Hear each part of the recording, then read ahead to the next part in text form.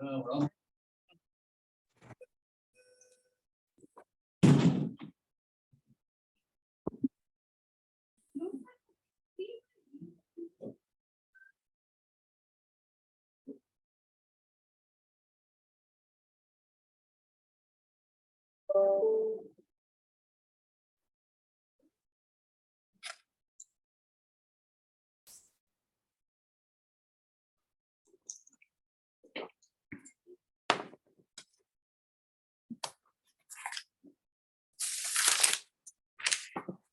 That we already have a quorum.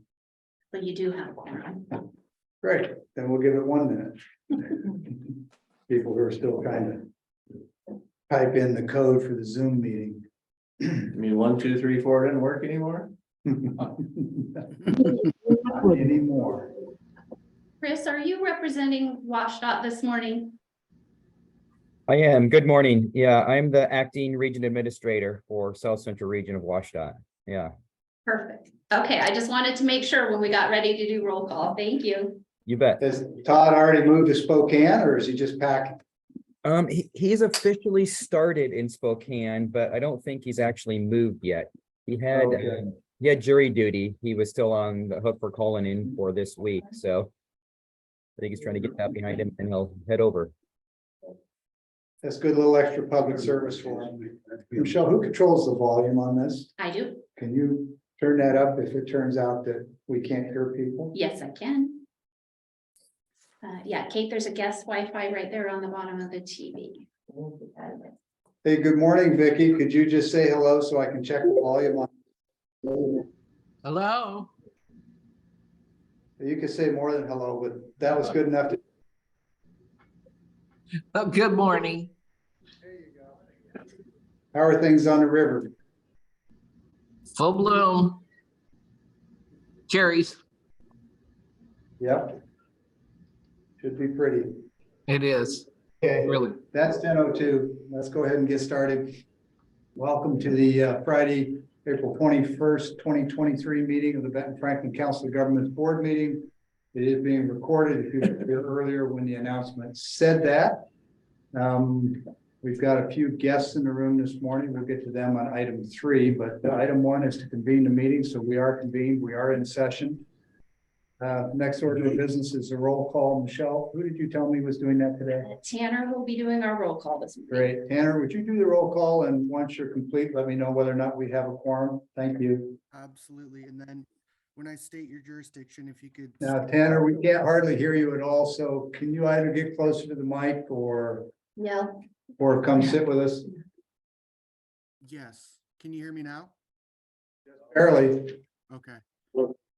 Let me run in there real quick. Thank you, Tanner.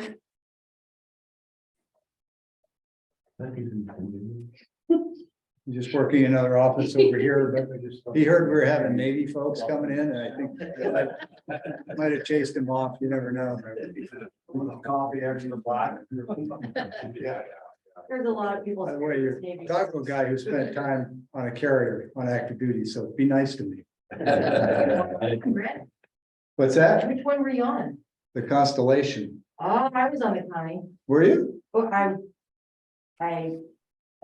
Well, we can talk later because that's not on the agenda, but spent time in the Straits of Hormuz on the Connie and also some time on the Alaska ballistic missile stuff. I was on USS Ronald Reagan. Okay, roll call. All right, if you could state your name with your jurisdiction, that would be great. We'll start off with Ben-Franklin Transit, Rochelle Glazier here. Benton County, Michael Alvarez. City of Benton City, Linda Lehman, present. okay, City of Connell, Lee Burrow. okay, City of Kennewick, Rattle Crawford. City of Mesa, City of Colotis, City of Pasco, City of Crawford, City of Richland, Ryan Luxon. City of West Richland, Kate Vernon. Franklin County, Brad Peck. Port of Benton, Roy Keck. Port of Kennewick, Skip Novakovich. Port of Pasco, Vicky Gordon, Walla Walla County,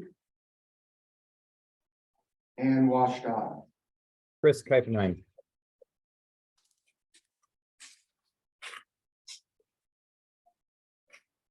Yep, we have a quorum. Okay. Tanner, thanks for doing the roll call. We do have a quorum for the record. The next item of business is introduction of guests. Are we doing self-introductions or have you memorized all the names? Well, I can. give Anyone this- who would like to introduce themselves, please do. You're not required to, but it is a public meeting and you're certainly welcome. My name is Jason Coons. I'm from Kennewick. Okay, welcome, Jason. My name is Henry Coons and I'm from Kennewick. Okay, I'm assuming some relation maybe. Pardon? Father, son. Oh, okay, welcome. I'm Larry Knight from Pasco, Okay, welcome. Randy Knight from Pasco, and I was on both of those ships. Well. Geez. Folks on the Alaska would say it's not a ship, it's a boat, but we don't need to go there. Air Force boats float, ships displace water. No, it's the Navy says. It's not the Air Force that says that, that's the Navy says that. Boy, they're setting the stage, aren't they? Yeah. Pat Knight, Kennewick. Okay, welcome, everybody. All right, any other guests, Michelle, that you're aware of? Anybody? Yes, Ron Downing, Port of Walla Walla. Welcome. And Brent Gary, West Richland resident, as well as the mayor and CEO for the city of West Richland. Are you here in both capacities today or one of the Any other? capacity but a ship or a boat. Well, the hope is that boats float even when they're under. All right. I'll make one more quick introduction Please. of a short timer guest, soon to be full-time employee for the COG. Oh, Zach Ratkai has joined our staff. He'll be starting first time on his first day will be May 8th as our local government programs director. And so we're very excited to have Zach joining us, and no offense to our friends at WashDOT, but we're finally happy to be able to take a wonderful employee from another employer rather than having all of ours go to work for WashDOT. So Welcome. but no, we were very sad for our friends at Pasco, and we appreciate them very much sharing this knowledge and experience with us. So Zach, welcome. All right, thank you. I'm just gonna say welcome and just stay out of all that political stuff. Okay. Any other guests that we might be missing?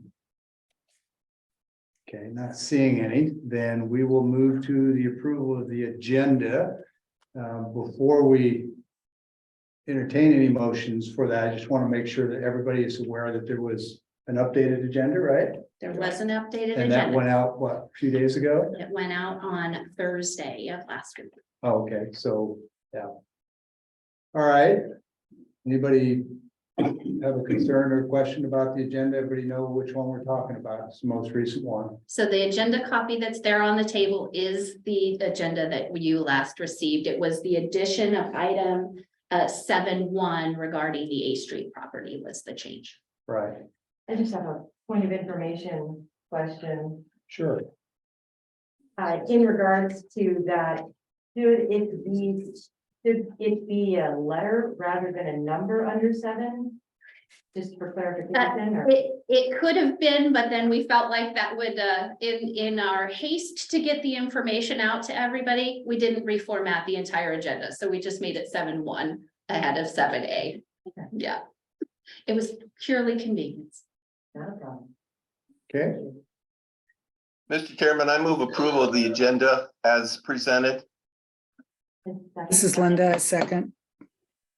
okay, we have a motion and a second for approval of the agenda as presented. Any comments or discussion? I have one, but I will defer to anyone else who wants to speak first.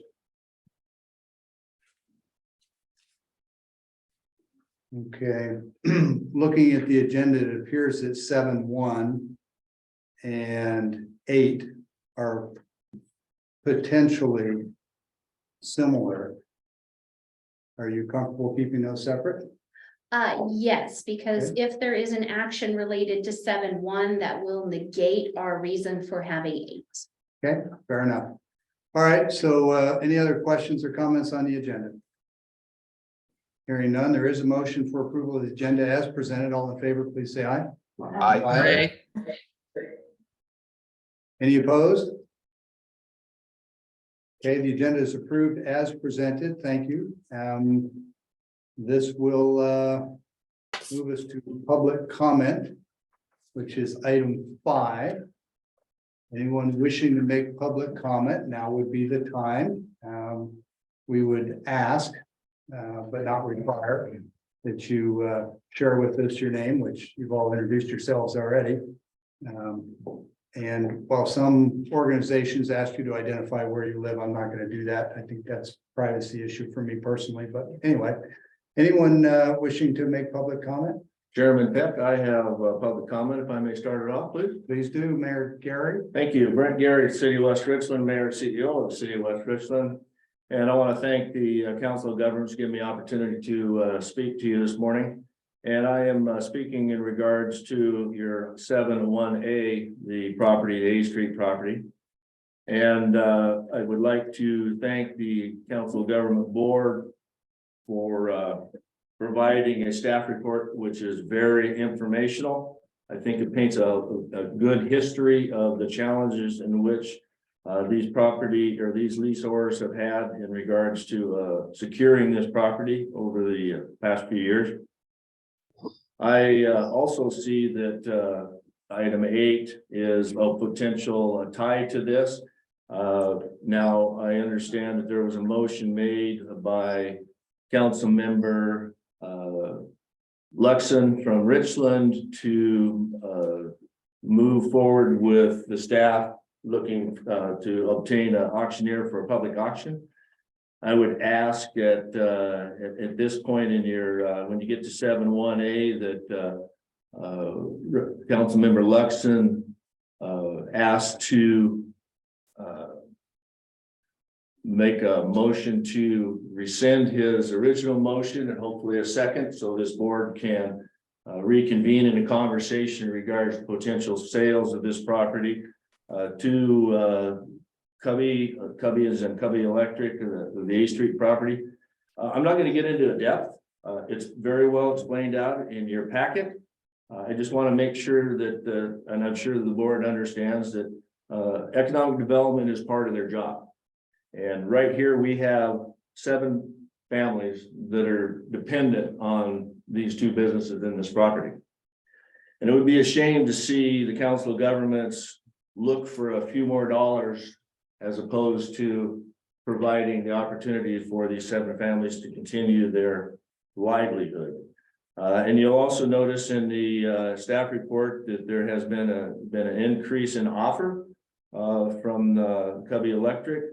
And also take note that the Council of Governments did receive this property in a default. Since then, the lease payments of this property has satisfied the default, and not only satisfied the default, but it also generated a net revenue of approximately $97,000 for the Council of Governments. So while the price may be a little bit below what the appraised price is, I believe I would be hopefully that the board would take that into consideration as to the net profits that the Council of Governments has enjoyed. So with that, I would hope that, as I said, Councilmember Luxon would make a motion to rescind his motion and for further discussion, and hopefully at that if that happens, then when you get into your 8 executive session for consideration of minimum price real estate, that the board come back with a favorable decision for the benefit of these 7 families. So with that, thank you, Mr. Chair. Okay, thank you for your comments, and I'll just note for the record, you came in spot on 3 minutes. Well done. I have a little practice at that, sir. I just gonna say it shows your experience. I didn't mention prior that we were gonna ask people to keep it to 3 minutes. Thank you for doing that. Anyone else wishing to make public comment? I would. Please. Good morning, board members. My name is Jason Goons. I'm here as a second generation owner operator of Benton-Franklin. I'm here hoping to have my voice heard. This will be our third attempt to secure this building to keep our small business stable. If we can't come to an agreement, then a second and possible third generation small business has the potential to close. We have been paying you guys rent for the last 18 years. I really hope you take this in consideration before making your decision on this.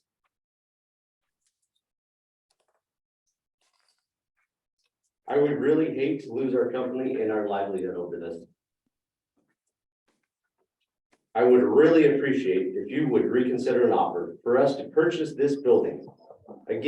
Once again, please take in consideration the last 18 years of rent that we have paid to the COG, in which the last 5 years, we have not had a lease agreement with you. We have paid faithfully to you guys. Once again, please take into consideration the last 18 years of payment to you guys and the revenue. Thanks for the time speaking with us today. Thank you for your comments. Anyone else wishing to speak? Bear with me a minute here. Take your time, no hurry. Thank you, Economic Development Board, for listening to my son and me. My name is Henry Coombs. I'm the owner of Covey's Electric, current leaser at 1716 West Day Street in Pasco. I have rented this space for the last 18 years. I've tried to purchase this building in 2005 at fair market value and was turned down. I tried to purchase this building again this year and was turned down. And your mission, is it not to help small businesses? You helped the small business before purchase the same building and it failed. You got stuck with $150,000 in bad debt. My rent in the last 18 years alone has more than paid for that. That's not considering the other renters from the other side. So public interest has been met on the original note. I'm asking that you please sell me this building.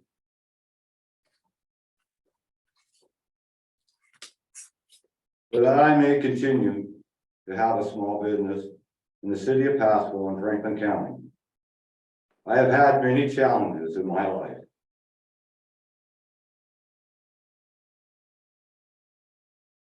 Excuse me. Starting a small business, the loss of both of my legs, the loss of my wife to cancer last year, COVID shut down, and now facing possible eviction that would cost me and 7 other families the loss of their livelihood. I am a vet who answered the call to serve our country. Now I'm calling for your help. Will you answer? Thank you for your time. Thank you, sir. Next, anybody? Yeah, very nice. We rent the other side of the building. We've been there 10 years now, I think.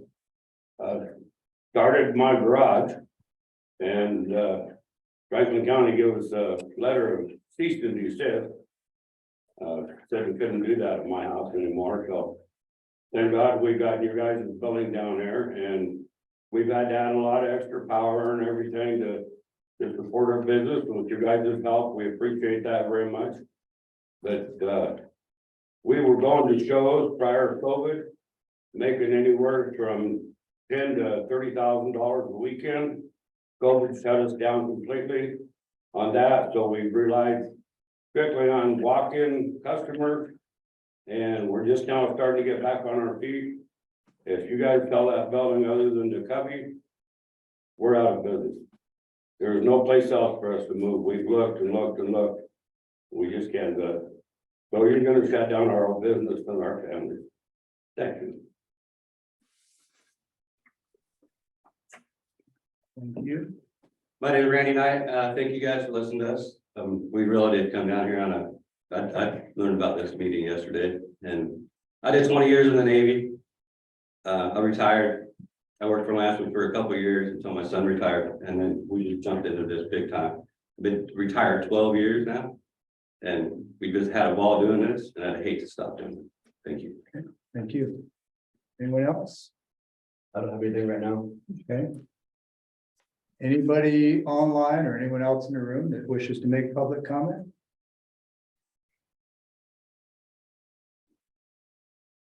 Okay, not hearing anyone, then we will move on to our consent agenda, which today has 4 items. They're printed on the agenda, but quickly, it's a voucher summary and approval of minutes from previous meeting, a loan balance report on the rural revolving loan fund, and then user access and data management policy. All these materials were provided ahead of time for people to read. And we take all these as one batch approval. If there's anyone on the board who wishes to separate some item for separate discussion, please indicate that now. If not, is anyone inclined to motion for the consent? Mr. Chairman, I move approval of the consent agenda as presented. Okay, motion and second for approval of the consent agenda as presented with the 4 items in the published agenda. All in favor of approval, please say aye. Aye. Any opposed? Okay, thank you. The consent agenda is approved as presented with the 4 items. This takes us to item 7, which is reports. We only have, let's see, I think there's more than one. Yeah, all right.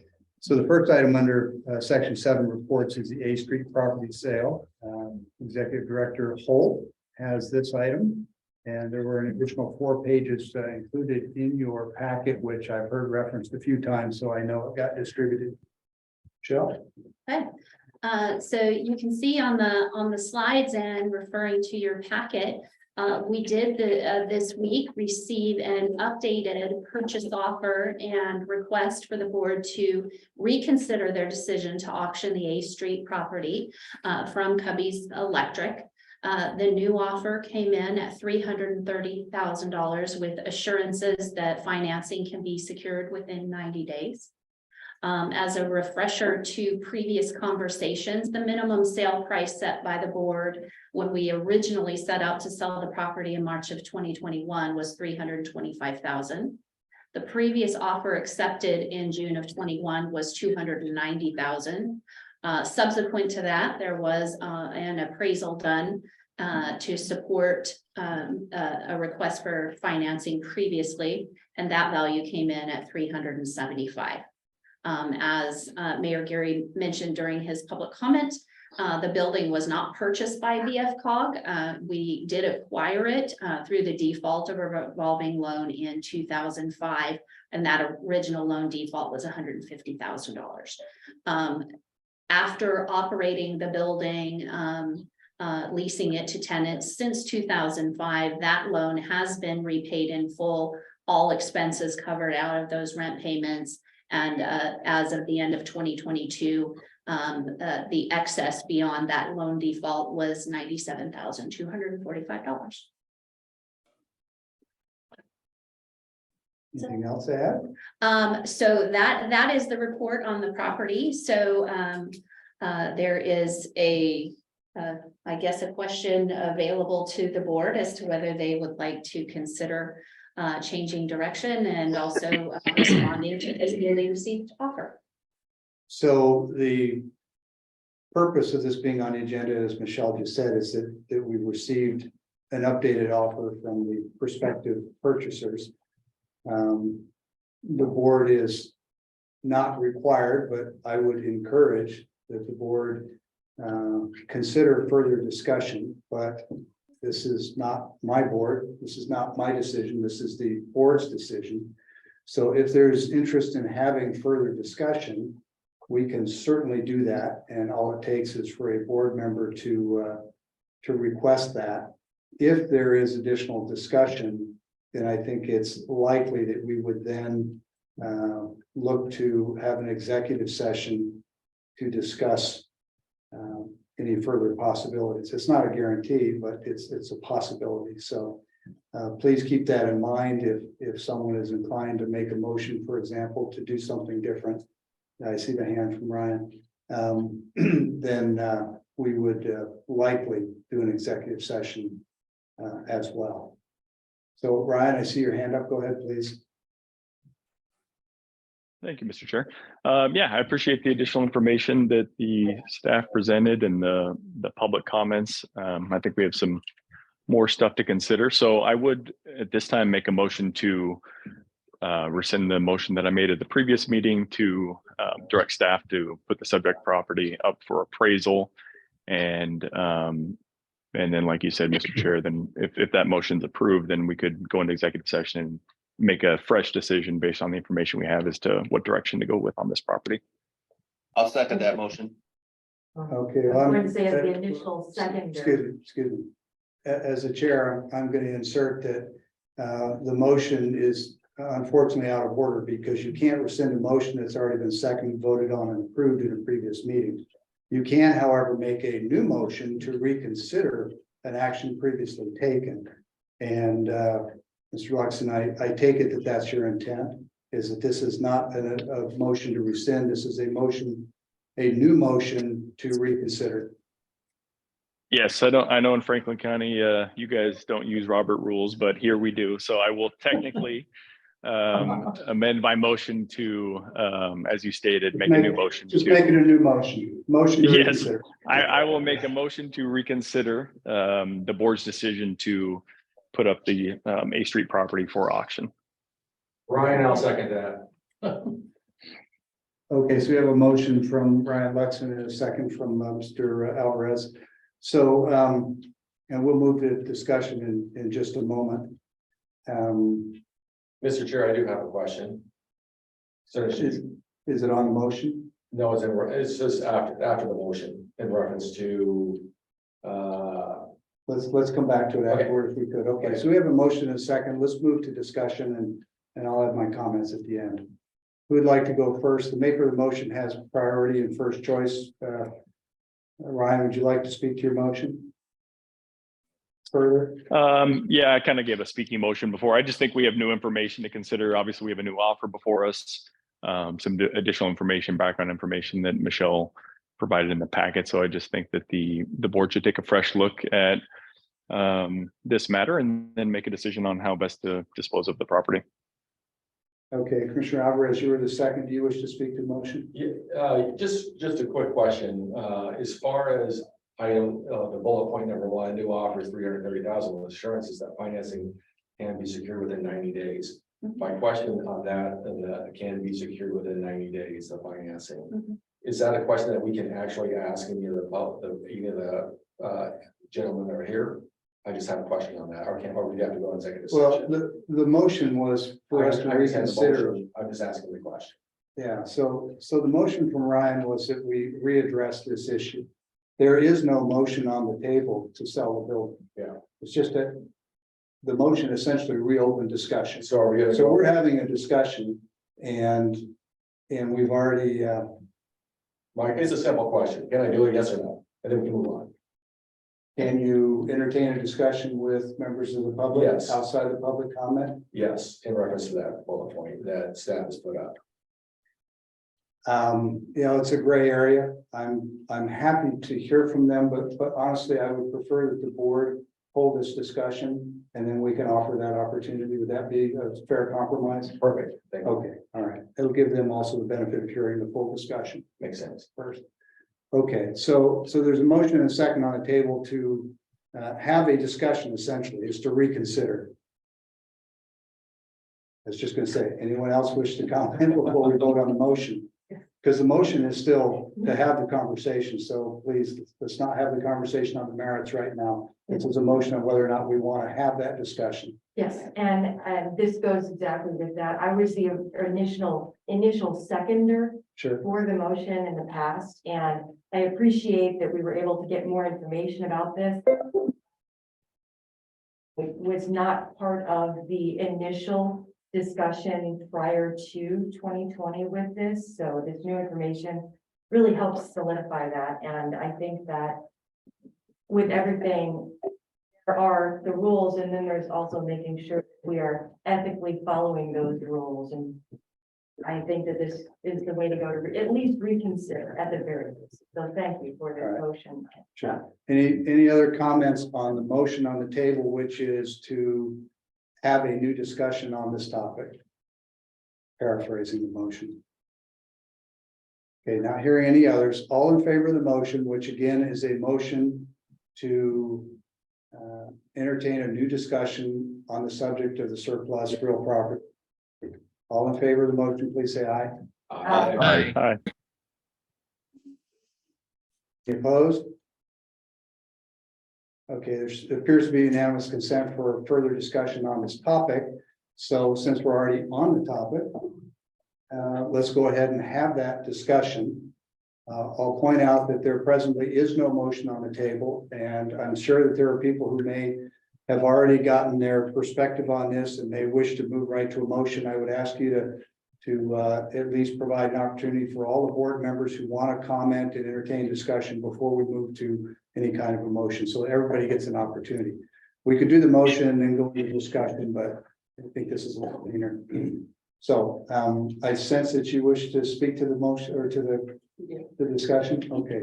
Sure, I will. Councilmember Crawford. Well, I think that part of the background information that we discussed last time and received was somewhat in favor of moving forward with somebody who had already been in the building and letting them maintain their business and small business and supporting small business in our communities.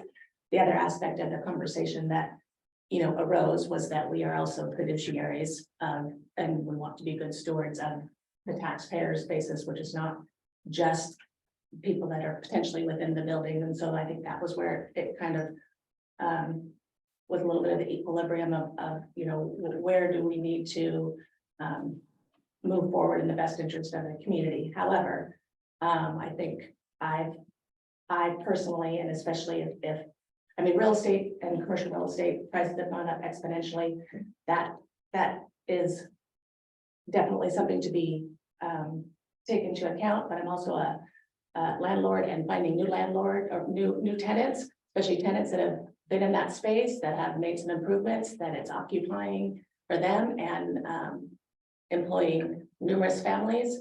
I think it's very important to take this new information into account and with the people who are there, and I am definitely in favor of moving towards looking at other options and looking at the new offer to purchase, with it in mind that we don't do as much maybe with the economic development as we should, and this is one opportunity that was set up for in the first place, and I think it would make good sense to.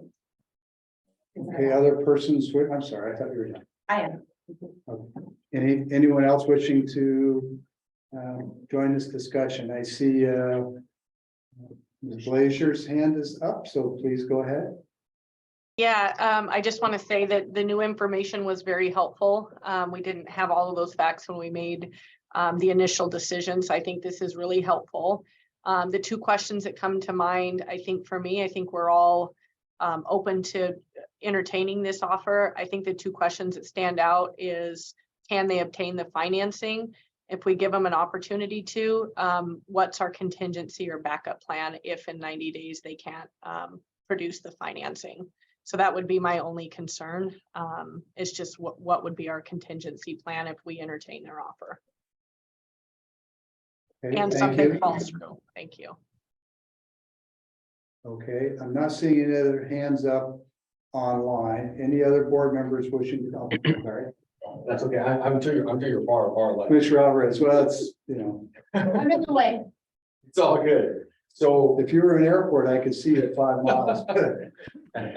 so I know that Councilmember Crawford is a local business owner. I've been a local business owner for about 30 years, so I don't definitely support our local small businesses. That's one thing. I know that you're all veterans. I'm a veteran as well. Support our veterans. And everything you guys have done. You guys have talked pretty straightforward to the board here. So in light of the additional information, I'm pro on discussing this further, looking at that new offer. My biggest thing, I don't know if you guys have ever seeked out a commercial loan before. And so my questions, if we can allow the public to speak, would be, have you seeked out any type of commercial? We're in contact with our bank right now, and they've asked for our tax records. We got that all online.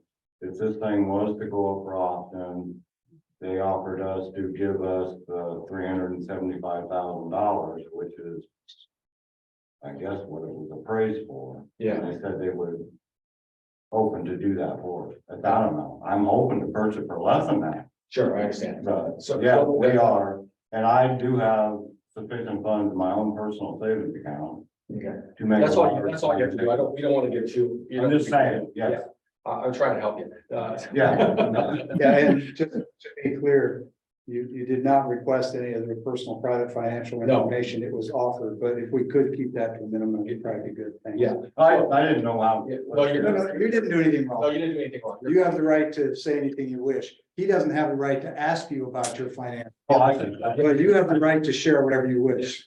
My, like I said, my only comment was, just seeking, making sure, because there's a lot of documentation, stuff like that. Other than that, I appreciate your service, appreciate you guys, coming here and speaking. I understand you've been, big, tenants and, of that building for, almost 2 decades. So appreciate you guys coming in and well, I'm definitely in favor of, looking at this. Thank you. Thank you. Any, let's go to Skip Novakovich, has his hands up in Port of Kennewick.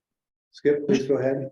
Sure, Mr. Chairman, we've discussed, excuse me, we've talked about this building for a number of years. We've made improvements to the building. We have people in there that are small businesses. I think our mission has been said as economic development. So with that in mind, I move to accept the offer of $330,000 to sell the property to Cubbies, with the contingency that financing will be approved and secured within 90 days. This is Linda, I second.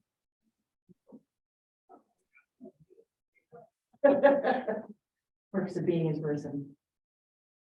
Okay, so we have a motion and a second to offer, or excuse me, to accept the offer from Cubbies Electric. I think it is appropriate at this point, and I would ask the board to table the motion briefly to enable us to go into an executive session in order to get answers to additional questions that I think bear on this point and this motion directly. Is there any objection to a brief executive session for that purpose? Would it be something where we would need to make that motion, and would that be in order without having a vote? We don't need a motion to go into executive session. I'm just looking for a consensus from the board. But it would also require the board to agree to table the motion made by Mr. Novakovich briefly to allow us to entertain the executive session. It was my hope that everyone could comment, then we could do the executive session, then we could consider motions. This is not improper to make a motion midpoint. Certainly, the prerogative to do that. But I think the best interests of everybody would include a brief executive session. I would like to. But before I can go there, and before I can go to Mr. Luxon, there's a motion and a second on the table. Before we proceed with that, well, let me go ahead. Ryan understands this. Ryan, if you would go ahead, but please, if we could speak to the motion made by Skip instead of going somewhere else prior to, I don't want to disrespect his motion. Thank you, Mr. Chair. Yeah, I was just going to echo exactly what you said. So whatever the proper, if we need to vote on Skip's motion and vote it down, or if we can somehow amend it to make a motion to go into executive session, however we do that. But I do think we need to have a discussion amongst the entire board, not in front of the public, to where we can discuss this freely. Yeah. Okay, thank you. So if it's acceptable to you, I will take that as a motion to amend Mr. Novakovich's motion, and the amendment is to table a motion briefly for the purposes of an executive session. Is that acceptable to you? Yes, sir. Okay, is there a second to the motion to amend? Second. Okay, we have a second, from Mr. Alvarez, to the motion to amend. All in favor of amending the original motion as described? Order, I do have Okay. a comment. I'm sorry, I thought you were on the previous topic. Any discussion on the motion to amend? Yes. I would like to say, just as the person that had initially seconded the motion before, to reiterate what has been said, and more specifically about the sale, I would like to say that, with this new information and with the ability to get more. Excuse me. It is necessary for you to speak to the motion, which is to amend. The motion to amend. So Mr. Luxon made a motion to amend the original motion. So we're only discussing and voting on the amendment. And the amendment is to briefly table. Do you have any comments on that? No, I had thought that you wanted us to discuss comments prior to executive session. Right now, we're voting on the amendment, the original motion, and that amendment is to table briefly the original motion. Trying to do this properly. So if there's any discussion on the amendment to table. Okay, hearing none, all in favor of approving the amendment, which is to table the motion briefly for the purposes of the executive session, please say aye. Aye. Aye. Any opposed? Okay, so the motion to amend is approved. The original motion has now been amended. And Skip? Mr. Chairman, I think the motion to I table, would just ask you to restate your motion so that everybody is clear. if I could just raise a point of order, the motion to table should be a separate motion and not amendment to the main motion, because if it is an amendment to the main motion, you take a vote on the amendment and then you'd have to go to the main motion. So I think Your point is well taken. So we're back to the original motion, which is yours. Are you willing to accept tabling your motion, even though we did it as an amendment, not a separate motion? yes. Okay, fine. Then with that, we're in agreement unanimously that we'll go into a brief executive session. For those of you who may not be familiar with it, we would ask you, we're required to ask you to leave the room briefly. We'll have a discussion on matters that, for a variety of usually legal reasons, we can't discuss publicly. And typically, in this case, this particular statute that this would be under is RCW 42.30.110 subparagraph C, purpose of which is to consider the minimum price at which a governmental entity like ours would agree to sell a piece of property. And the reason that that's important is because if we were to have that discussion in public and say, shoot, we'd sell it for $10, that would then affect any potential auction. It might affect an offer that somebody might make. So that's all hypothetical, but I'm trying to illustrate to you what the purpose of the executive session is.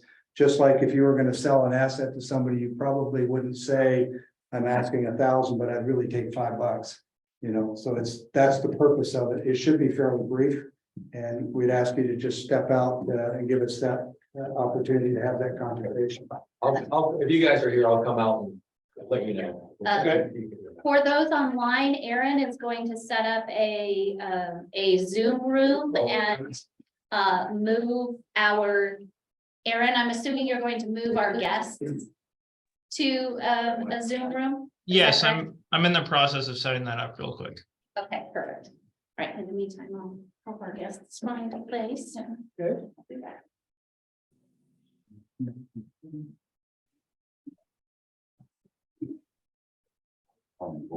Commissioner Peck, we need to get our wigs out with all this parliamentary procedure. We're doing a good job here. Well, you know, technically, well, not technically, Skip was right.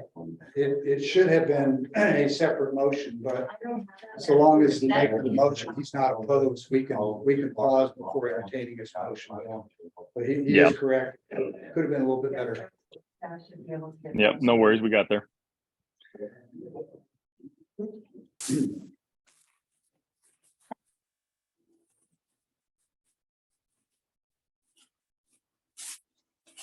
So how this is going to be done, the people that are not board members, you'll be placed into the waiting room. And then upon the conclusion of the executive session, you will be then readmitted to the meeting. Does that work for you, board chair? Yes, it does. Thank you. Please let us know when you are ready to proceed. Probably will be able to tell by the look on my face after trying to click on all these.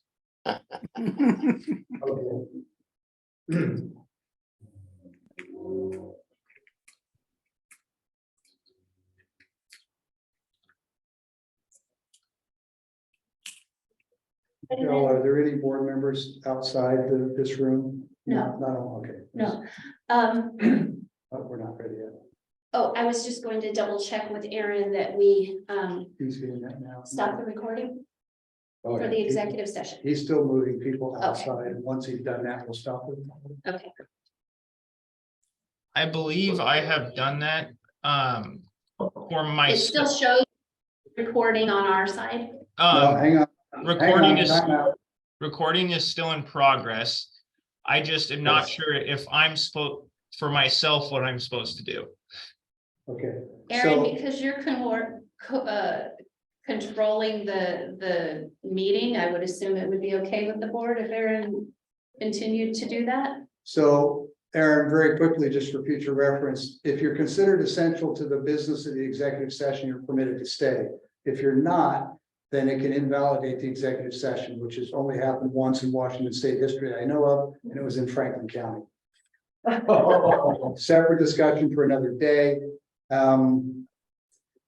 Is everyone who's online now properly here as a board representative? It looks to me like, Yes. okay, all right, then we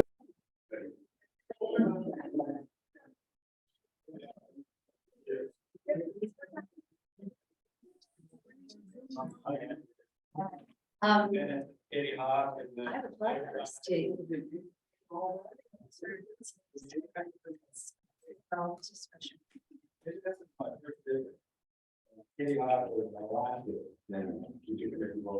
I can't remember which one we did sit there and listen to them, but I remember I did go to the house and fill their lot room.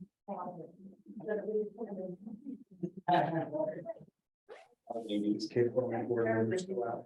Okay. Good. Roy is still out.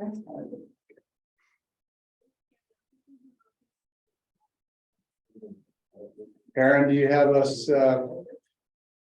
ready for open session? Yes, everybody is back in the room and I can resume presenting the PowerPoint. And can you start the recording again, please? It has started. We've concluded our executive session. Apologies that it took much longer than any of us anticipated. That was under RCW 423110C for consideration of minimum price on real estate. We had that conversation. As I recall, Skip, prior to going into executive session, we had a motion under consideration that was presented by you. I would ask you to restate the motion, and then the board will decide whether or not they want to pursue on that motion. Sure, Mr. Chairman, I move that we accept the offer of $330,000 for the property with the assurances that finances can be secured within 90 days. Not assurances, but with conditions that financing be secured within 90 days.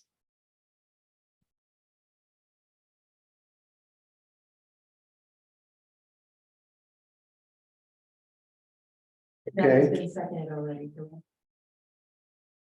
Yeah, and I believe that was seconded by Linda, I believe. Yes, it was. Okay. Anyone wishing to, well, Skip, it's your motion. I'm going to give you the opportunity again to speak to the motion further if you want. I know you're just restating it, but it is your motion, and we are out of the executive session now. Oh, Mr. Chairman, sure. Can I go ahead? Please. Yeah, I believe that we've justified the sale. I believe that if we were to look for other offers or look for a higher price, this offer allows us to avoid updating the facility, and I believe I've talked to Michelle about that, and it's substantial.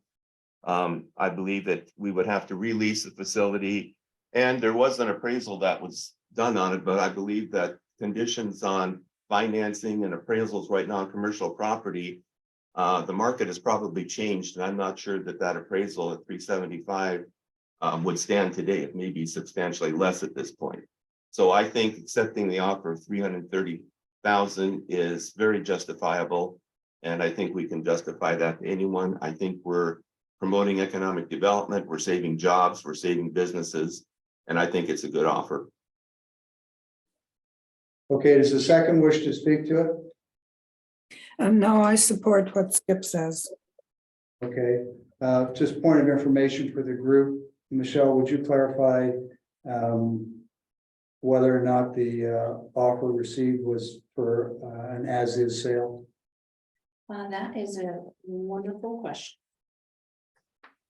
So what we have received was a letter of intent, so not a negotiated purchase and sale agreement. Okay. So the letter of intent, I believe, is just price bound. So no other negotiation has gone into that, but I'm just double checking.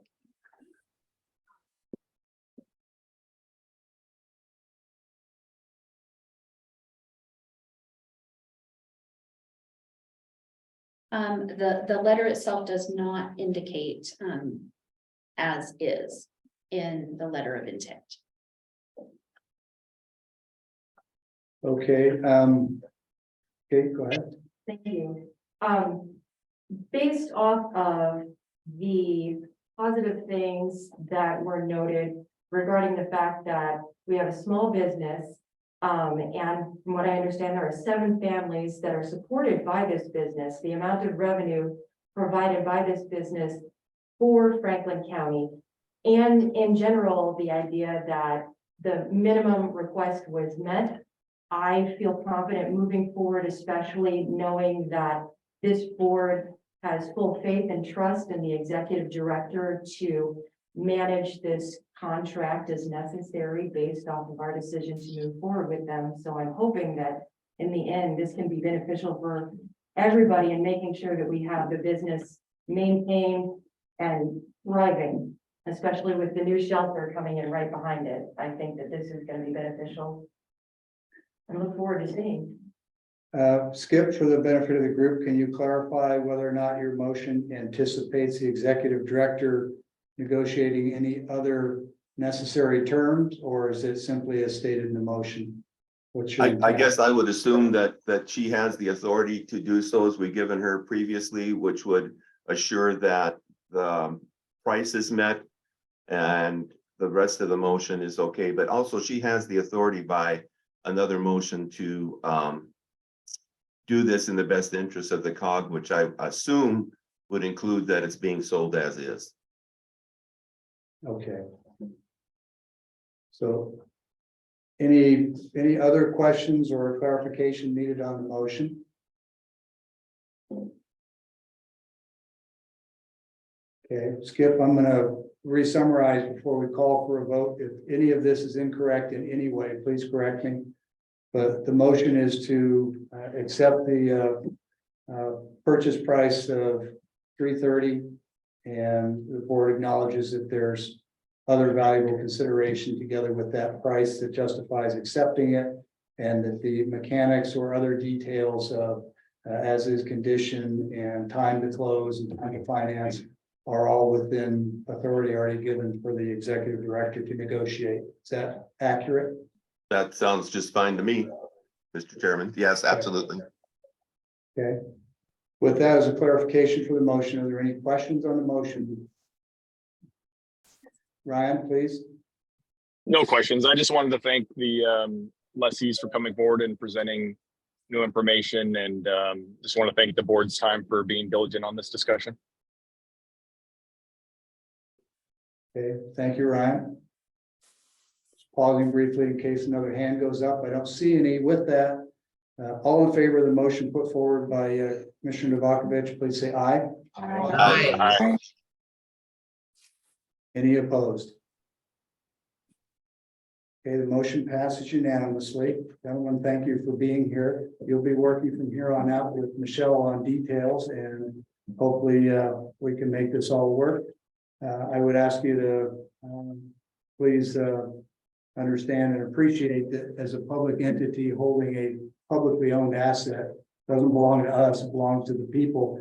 We're always in this polite tension between getting reasonable value for the people who own the building and at the same time trying to keep small businesses in business, right? And trying to respect the fact that you're members of the community, you pay taxes, you've been there for a long time, you've been great tenants, all the many things we've already covered. So we've got the duty on the one hand, which is the legal binder, and we've got the ethics and the personal desire on the other hand to be supportive. And that's why sometimes it takes a while for us to marry those up in a way that keeps us legal and hopefully supports you. Thanks for being here. Thank you. I must say thank you. Thanks again. You guys can leave now. We're all good to go. If you guys want to leave, we're going to go on to other. If you want to hear the rest of the story, and you will enjoy the rest of the show. It's great. I think we got work to do. You guys work with Rick Painter too, right? Yeah. Mhm. Yes. He's a good guy. So good luck. You bet. I'd rather wire a panel and sit through what's coming. And I was the initiating cause of most of that, so I'll let you guys keep going and I stirred the pot twice this week. Well, I just want to say, I appreciate you guys. At least. Because that was- City work to do. Nobody wanted to hear the story. Hope you understand, we've been listening all along. It's just, we have this tension between keeping it legal and trying to do the best we can for you. Yeah, I was just trying to get the whole at the beginning, where it's at. A few minutes, yeah. Well, thank you guys very much. I'll be in touch. You seem like a really great group of guys for being Navy. I just gotta say that. Go Navy Stadium. Right? Take them all. It does. It does. My defense was aviation, Navy. I worked on F-18 for 20 years. I have people ask me all the time, how on earth do you get in the Air Force? Don't they have standards? Thank you very much. Thank you. Thank you. All right, guys, thank you. Enjoy the rest of your day. Hope to see you next year. For at least 2.5, maybe longer. Years. Thank you. Okay, we're still in session. We've completed that agenda item, which was 7.1. We're now on 7A, which is the Metropolitan Planning Organization Deputy Director's Report. Aaron, this is yours. Please go ahead. Thank you, Mr. Chairman. So this is item 7A1, the 2023 Transportation Improvement Program obligation status. So as the Metropolitan Planning Organization for the Benton-Franklin region, we have a set list of projects that we've said that we will obligate for our federal fiscal year, which ends September 30th. As of right now, our target that we have to meet is 5.5 million, which we have already exceeded. We've exceeded that by 456,000, which is really good news, setting ourselves up to be eligible for potential redistribution funds come August 1. That is the deadline WashDOT has. If you have exceeded your obligation target by that date, then you can be eligible for those redistribution funds if they are available. So in front of you, this is the table showing all of the projects that have been obligated, which have just been 2 projects, one from the city of Pasco and one from the city of West Richland.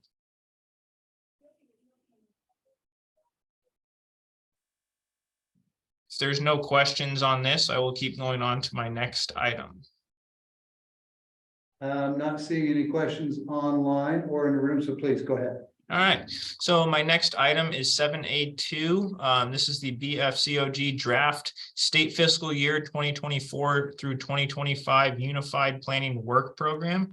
So the Unified Planning Work Program is a federally and state required document that describes the activities that the MPO and the RTPO will be doing and the associated budget with those work items. So this document outlines each work tasks for the upcoming 2 state fiscal years that the BFCOG staff will be doing. So you can read the descriptions, the expected outcomes, and the timelines for each of these work tasks.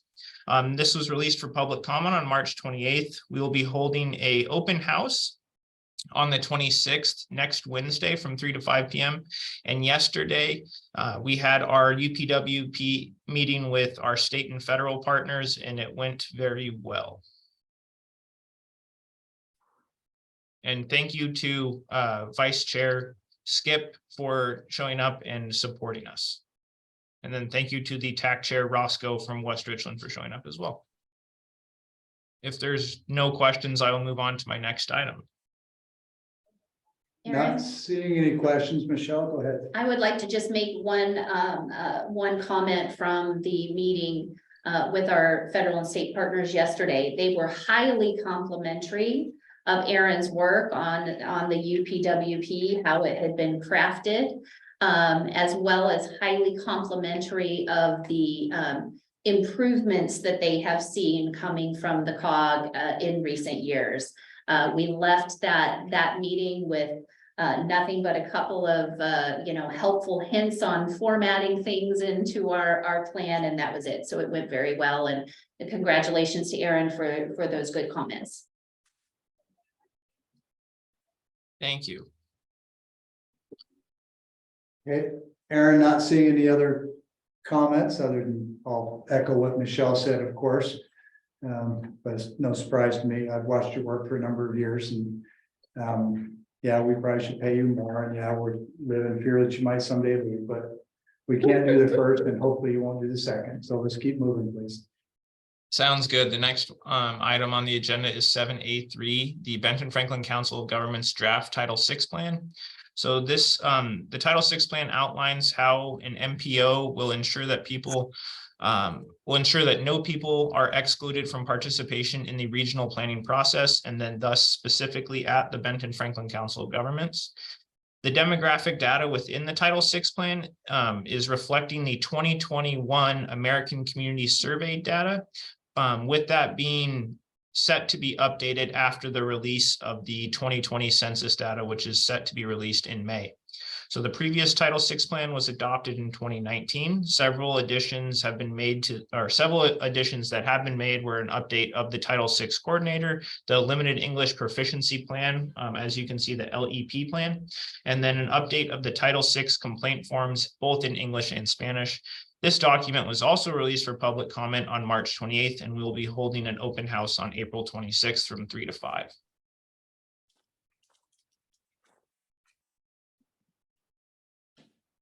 Any questions? I kind of do, and reading through some of it. So who is the Title IV coordinator or Title VI coordinator? The Title VI coordinator is officially, it would be Michelle, but she deems the responsibility to the MPO deputy director, which is myself. Okay. And then it talks about members of COG. I mean, some of this stuff are things that we're still in discussion, right? Members of COG, jurisdiction, agency, voting members, body, all that stuff, right? Yes, because they are based on our currently accepted documents. Yes. Okay. And we're gonna be talking about those other things later, though. As quick as we can get to it. So, sorry, just to jump off of that to make sure. So in the Title VI, it doesn't specify anything. It just refers to the BFCOG bylaws and policies so that it wouldn't have to be updated in the Title VI at all. If we change anything with the bylaws and policies. There may need to be some minor adjustments, but if so, then we'll go back and amend. As Aaron said, we'll have to go back and do an amendment after the new census data comes out in May anyway. So then we can make those adjustments at that time. Okay, thank you. Okay. And I'll say, Council Member Crawford's and Council Member Moran's comments, that can be held applicable to all three of these plans. There's certain language within each within each of them that is written based on how things are currently conducted, not projecting forward. Thank you. Additionally, Aaron did try to hold off the Title VI plan so that we could just wait and do it after the new census data, and we were unable to do that. So that's why there'll be a quick amendment. Karen, I'm not seeing any other questions. Let's go to item 4. All right, so this is 7A4, the Benton-Franklin Council of Governments draft public engagement plan. So the public engagement plan is a federally required document that outlines methods and resources used by the Benton-Franklin Council of Governments to effectively engage, notify, coordinate with the public, stakeholders, and partner agencies. This public engagement plan update is a massive refresh for the Council of Governments to set forward different methodologies on how we will be reaching out to the public, how we will be gauging how that is working, and setting forth which documents are federally required for us, and also broadening our scope of how we will be engaging with members of the community, stakeholders, different jurisdictions. But we also, as you can see between the 3 plans in this document, this one is written in a much more digestible format for us to be able to explain what we are at the Council of Governments, rather than, let's just say, the federal language that is required to be within the UPWP and the Title VI plan. This one is much more approachable. So this document was also released for public comment on March 28th, and an open house will be held for this on April 26th from 3 to 5 p.m. Where will that open house be? The open house will be in the conference room. Okay. Thank you. Any other questions? Aaron, thank you for your report. This brings us to 7B, which is the Executive Director's Report. A general update followed by some discussion of bylaws. Well, I'm going to gloss over quite a bit of the general update because you all can read. And with the exception of the staffing update, we did introduce Zach Radkai at the beginning of the meeting. We're very happy to have him coming on board. And part of the opportunity for Zach to join us is that Christy Hawk, who's been serving as our Deputy Director of Operations, due to some health and family issues, has had to give up her position and move back to Idaho. And we are really sad to lose Christy. She has made a significant investment in the year that she's been here to really help us with operations, policies, procedures, coordination that will continue long after she has left. Additionally, we have set up a summer internship program for transportation planners, given how difficult it is to hire planning professionals at this time. And we've been really impressed with the caliber of candidates that we've had applying for that internship. So we're hoping that that's going to help us with some manpower in the short term and maybe seed some permanent hiring after the fact. And then we will also be hiring an operations coordinator position, going back to the format where we had an office manager helping with some of those day-to-day things. I will point out also that part of Zach's professional background is both economic development and city planning. So he brings both sides of the house in his skill set to us, and that will be an asset. One quick thank you to the city of Richland, Ryan, for allowing us to park our recently vandalized van that has now been repaired in your gated lot up off of Duportail, so that we don't lose another catalytic converter before it can be sold. So thank you for that. Okay, let's get on to the good stuff. All right. Oh, I'm sorry. Will you go back one, Aaron? Just regarding the meeting recordings and the minutes, because that was an important conversation last month.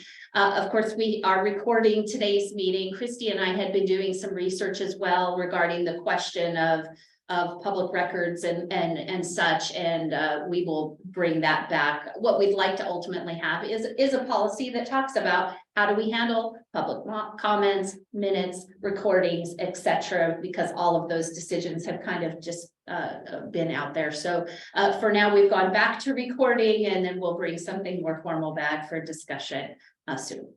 Okay. Go ahead, Erin. We'll skip the brownfields. We've been doing lots of things. You can read about it.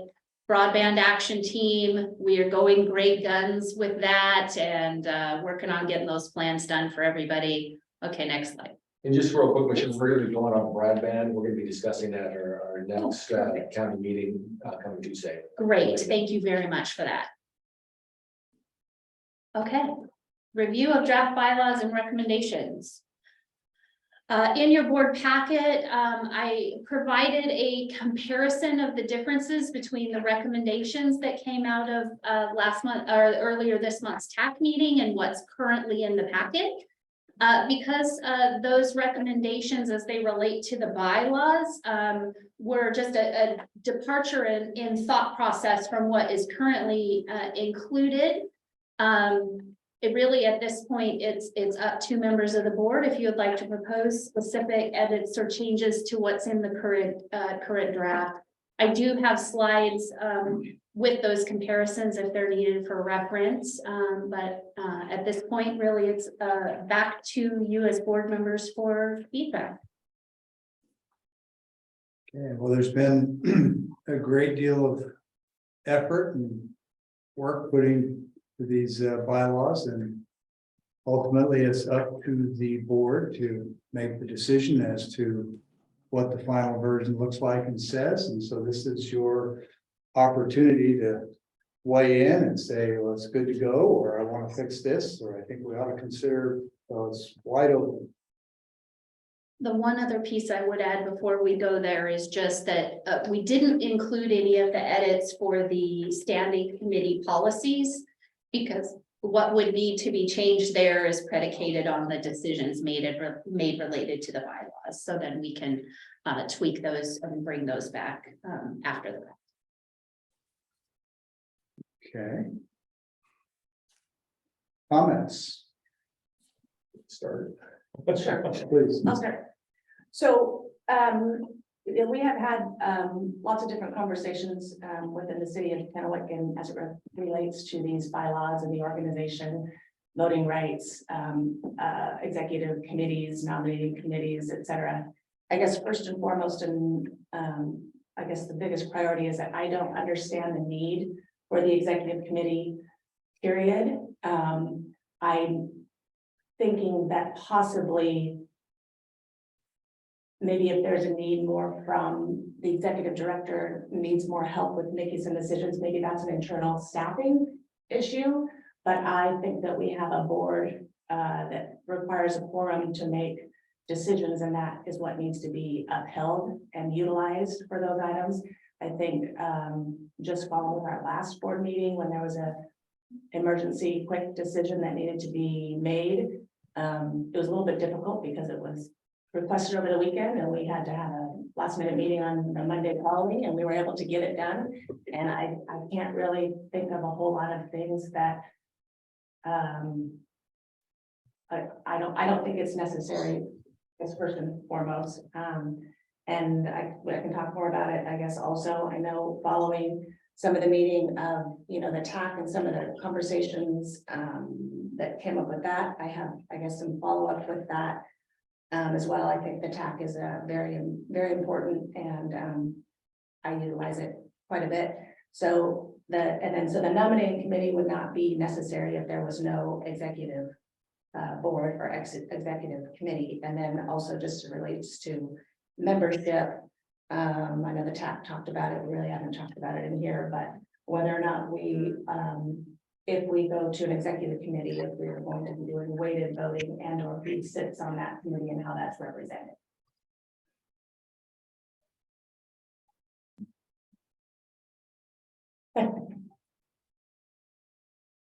Quick clarification. Sure. Your reference to weighted voting on the exec board or the board of directors? Or both? Well, I more on the board, well. It could be in general, I think the conversations come up more so because of the conversation, I think, with the executive committee being put together, and then who sits on that board, who has more. I mean, basically, you're shifting the responsibility of the board and or the informational system that people are getting potentially, and the investment that the different jurisdictions make into this organization, and making sure that they're all being adequately represented as such. Okay, just a reminder, those decisions are temporary. They still go to the board for ratification, but. Well, that's not what the bylaws That say. is what the bylaws. It isn't, there's still, it still says unless it cannot be redone, wherever it says, let's see. All actions by the executive committee shall be also reported to the board at its next meeting and shall be subject to revision, alteration, change, or ratification by the board unless such action has already been undertaken and cannot be reversed. Yeah.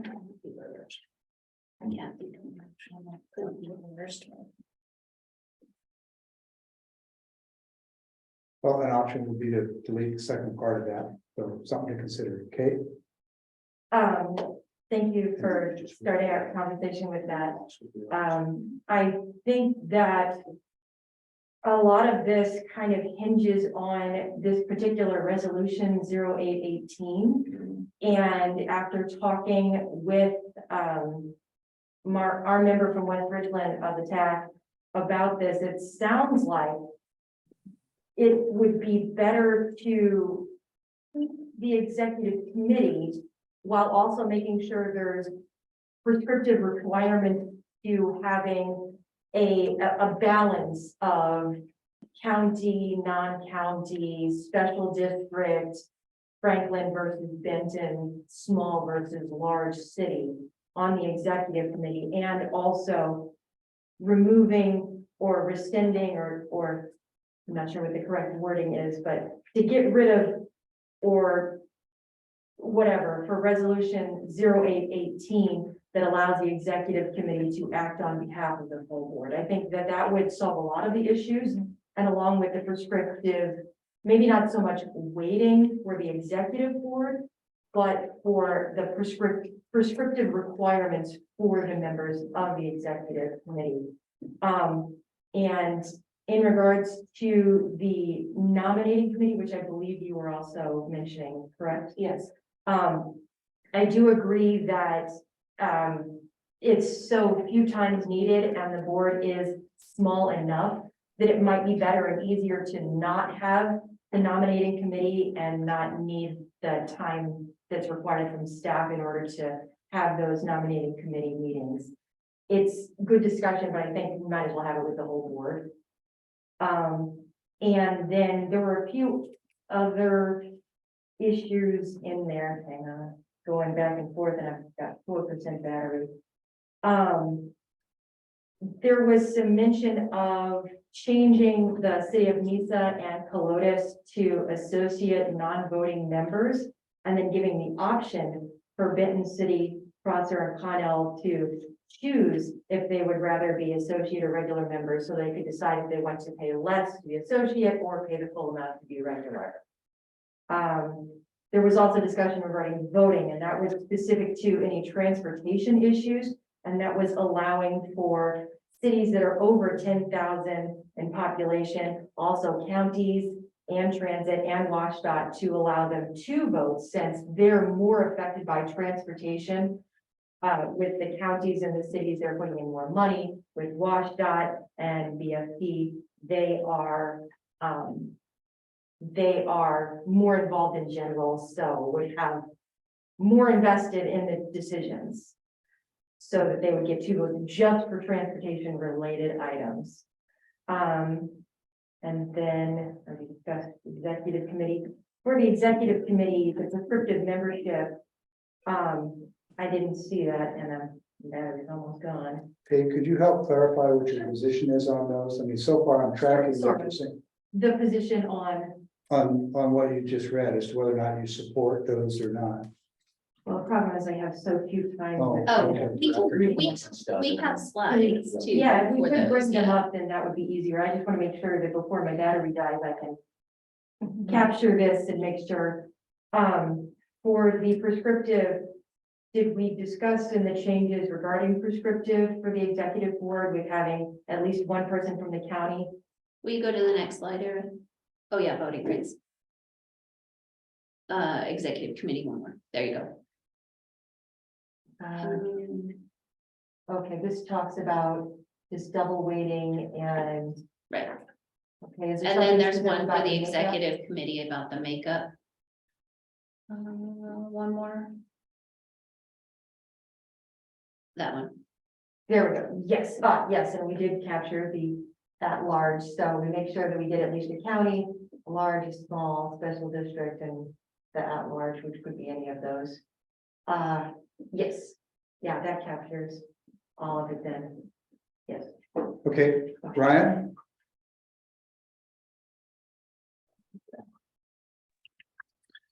Thank you, Mr. Chair. I agree with the recommendation of the makeup of the executive committee. I think that was a good suggestion. I think just a broader representation of the larger jurisdictions that have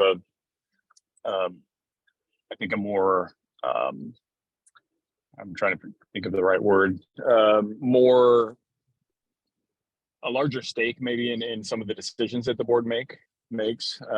As far as getting rid of the executive committee, I'm not in favor of that, but I would be in favor of empowering our executive director to make some of the decisions that the executive committee is making, kind of like we do in our, obviously, city council or county forms of government, where we empower the county administrator, the city manager to do more. And then obviously, I think the executive committee, what their role is to provide more recommendations to the board for final decisions. So if there was I think we need to do a better job of delineating, the role of the executive, or excuse me, our executive director. And I think it would be a good idea to take a look at the structure of the executive committee and maybe have it be more of obviously it's a subcommittee of the board, people that get more involved in the details and then provide recommendations. Maybe we do need to look at whether they should make decisions or not, because obviously it's, it's creating a lot of concern amongst some of the jurisdictions as far as them making a decision that isn't representative of the whole body.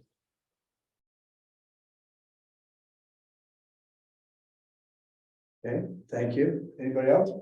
John, thank you. So I'm just going to go ahead and start with Article 5, and I'm just going to go and make some notes. Smaller cities less than 2,500 should be associated members only. This is just some of the things I'm putting in there.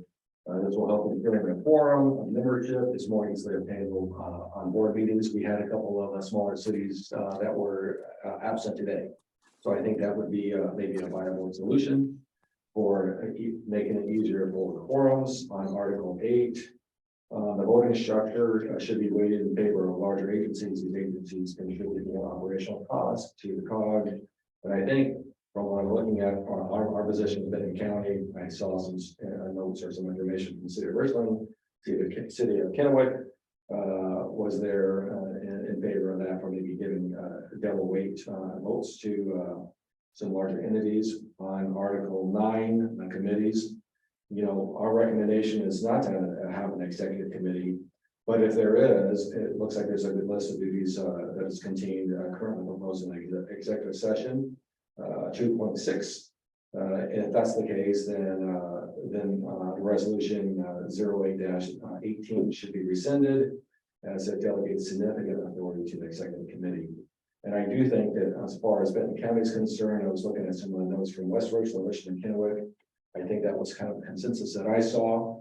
And then as far as the executive committee membership, we had that on there considered of.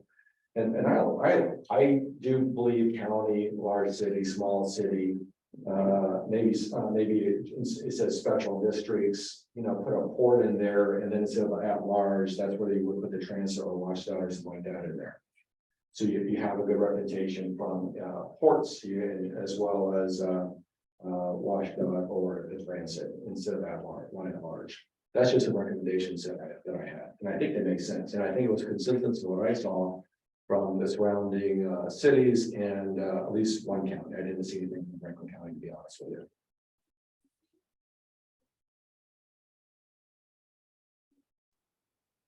Okay, other comments? Okay, In regards to what you were saying with removing the at-large, I hear absolutely what you're saying. My only thought is that if we, I guess the question is, are we trying to limit future boards out of mistrust? Or are we trying to clarify what we're expecting overall? I just feel like if we wanted to have it that way, we could easily vote for in the special district for one of the ports, and then for the at-large, have somebody from Washtenaw or BFT, or vice versa, have the special district be BFT or Washtenaw and have the at-large be a port. Yeah, and it doesn't matter to me. Right. I'm more against them having an executive committee overall. I don't think we need a nominating committee, but if we're going to do an executive committee, I think we need to outline, like I said, some of the information, you know, we need to narrow that down. That, like I said, there's that current proposed executive committee's policy in 2.6, and then just get rid of that 08-18 that you spoke about. I'm in favor of that. And if we do the other portion that you talked about, where we have that large, I was just trying to make it to where we have transit washed out for sure. We have a port in there because we have a few ports. That we have everybody that at the table that's actually here that has a say, whether it's a port, the transit washed out, and then obviously a smaller city, larger city in the county. Right, well, I think it's so, sorry, No, go ahead. I think my question is, what are we expecting the duties of the executive committee are going to be? Because it seems as if the main purpose is for if there is immediate minor detail administrative issues, that would be something the executive session could do. Or if there's an immediate need for something, they could do it and then go, okay, this is the direction, but we will have a full board meeting. With that resolution, it did make it to where if we just had 3 people from all of this, 3 members of BFCOG, they could become the COG in essence, at least until the next board meeting. And that's why that resolution, I think, would be best to be rescinded, so that that isn't the case. The 08-18. The 08-18. But I am curious, Michelle, what your thoughts were. So on the executive committee and the difference between the full board and executive committee and the executive director, there are a couple of things that are really different from how each individual jurisdiction functions and our entity.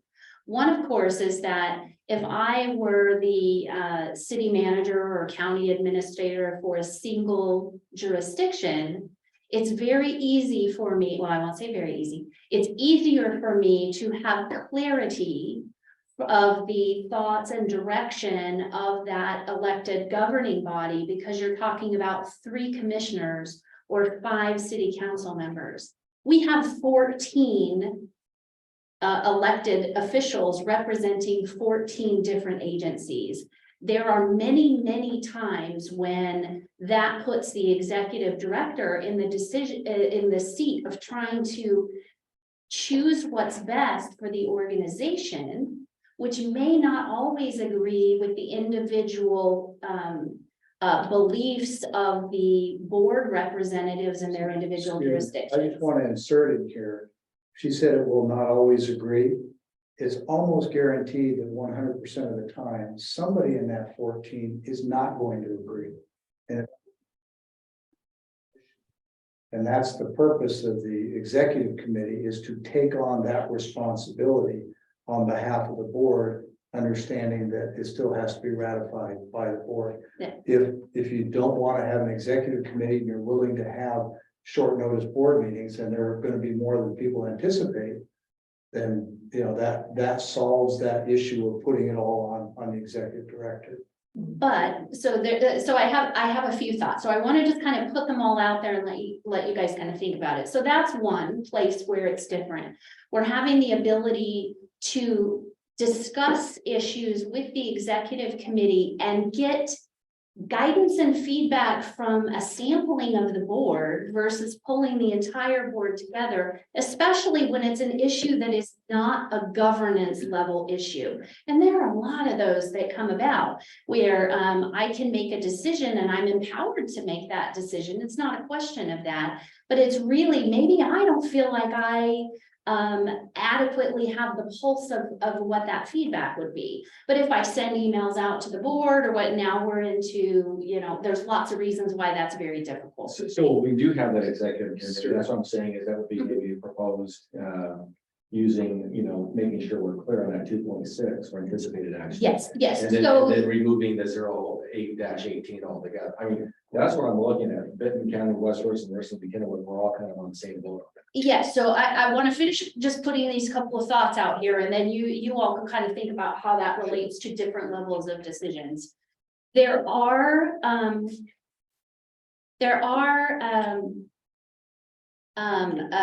COGs and MPOs that use a prescribed structure with their executive committee. There's nothing wrong with doing it that way. The con of doing it that way just comes in that you put a higher level of obligation and engagement on certain members of the board. So if you look at the makeup of our board now, we have 2 counties. So either you or Brad would have to be on the executive committee and would have to make time to make those meetings. You may not feel like you have the bandwidth or the ability to do that. I don't want to speak to that. We have 3 ports. So of those, one of them would have to commit to that extra meeting and extra time and extra engagement versus the format of the executive committee now where people are nominated to serve in certain seats allows people to have a little bit more of that. I want to be nominated. I don't want to be nominated based on my bandwidth. That's the only real difference between those two. There's no right or wrong for how, but that's just a piece of feedback as to why in the draft we opted for not going prescribed. We did evaluate it, but that was why we erred the other way.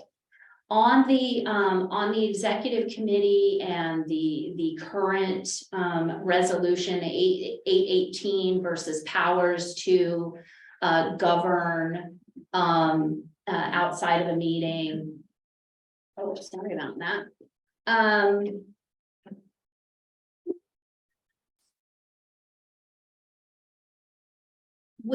I just think it's important to note, I understand that there's some of the recommendations that have come that whether it's the weighted voting or the prescribed nature of the executive committee or whether there should be an executive committee. I've been hard pressed to get any specific feedback from anyone of a time when any of those scenarios caused a problem or caused angst. So this is just my personal opinion. It feels like we're trying to prevent a problem that has not ever occurred yet to date.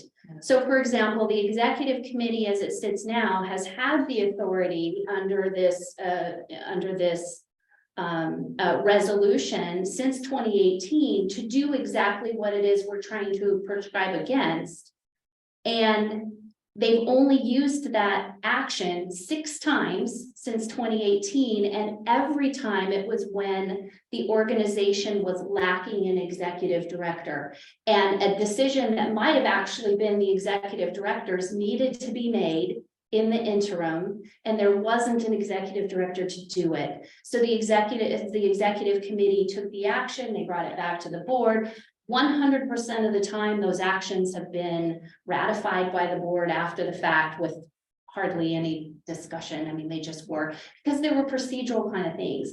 I think most of the elected officials that serve on our board have no burning desire to make decisions and put themselves in the crosshairs of having gone out on a limb to make a decision on behalf of the organization. But the structure that as it's outlined in these documents is more to speak to the ease of allowing things to happen rather than not. That's just my feedback on that. But the other thing is that if we don't have an executive committee, This isn't a question of adding more delegated authority to the executive director. But what will happen is that our board will have to be willing to meet more often, have longer meetings, and provide feedback, because there's a lot of things that we don't discuss. Well, Michelle, like I said, if there is an executive, if we do have an executive committee, all I'm saying is, and I'm gonna be neutral either way on that, but if we do, we just go ahead and put in something into the 2.6 as far as actions and just remove the 08-18. And instead of reinventing the wheel, and that's something that I've read when I looked through all the comments, that it wasn't just Benton County, but it was other cities within the county as well that are kind of looking at the same thing when I got feedback from it. There's multiple cities, so it's just. Yeah, the one other piece of feedback that I would throw out there is just kind of an awareness and a caution. Is that in looking at the ability to choose to be a member versus an associate member versus a regular member, when we're talking about the small cities, we had two different conversations there. One was about Mesa and Colotes, whether to just say you will be an associate member, or have the structure be flexible to where if they don't pay, if they don't appoint a representative, then they're automatically. Either way, they don't appoint anyone, they don't participate, they're also not going to complain if they were an associate member. But the other small cities and the ability to give them the option, I think it would be really important to hear from some of those small city representatives, because making them an associate member is more than just not paying part of the dues and matching funds on federal programs, but it also removes their voting rights as well. And so on the MPO side, the small cities have a different level of obligation and need in relation to the planning, but they do still equally own and are responsible for roads. It's different financially, but they do still have responsibility there. And then when it comes to the ports and the small cities on our economic development side of the house, that's a whole different thing. And also, speaking of the ports, we don't talk a lot about it, but the fact is that the airports and the railroads are an important part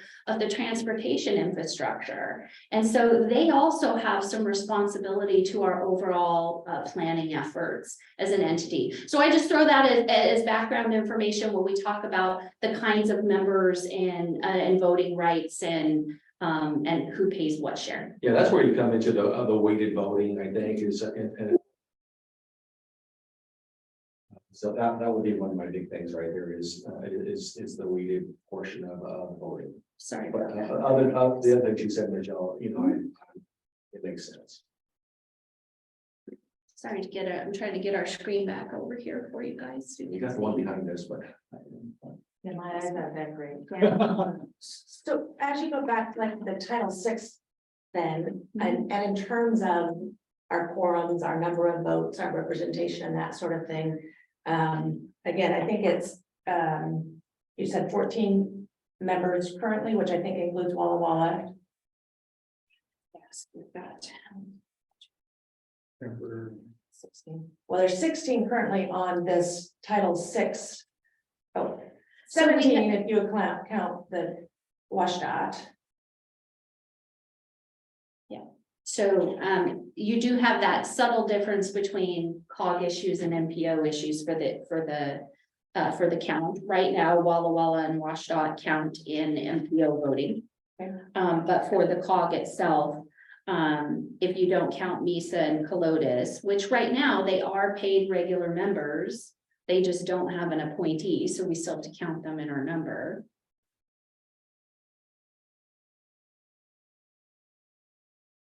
So we have 15 currently, 17 when you count Walla Walla and WashDOT in our current numbers. And I do think for my conversations, and there's also question about WashDOT not paying anything but having one, voting rights, and then two, potentially It's prescribed. double voting rights. It's prescribed that they vote on MPO issues. That's part of, it's a federal mandate and a state mandate for the MPO and the RTPO. So they have to be able to vote on those. They do don't have not to be vote. double weighted. That was the recommendation, that came from the tech. Is That's why not it's what I understood. double weighted. That's not I what I didn't see understood. that. I didn't see that. When the summary that I sent out was basically everyone except the ports and the small cities. BFT and WashDOT were included in that. No, my specifically, can't find it.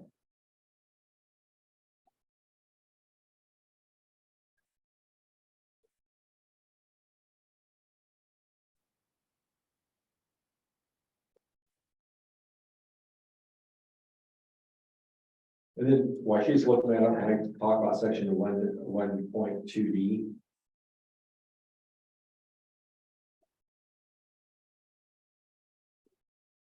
I'll just read it. Maybe this is a way to have it done. I haven't had a chance to look at it. You have to read the portion. This says appointed representatives to the TAC must be technically qualified and employed by that agency, department, or division of the planning, engineering, and or administration purposes. If a COG regular member is not of size that has separate staff functions, and that's what the middle of it, is not of a size that has separate staff functions for planning and public works, they may request to be represented by a contracted agency. Mhm. You know, like We have that currently.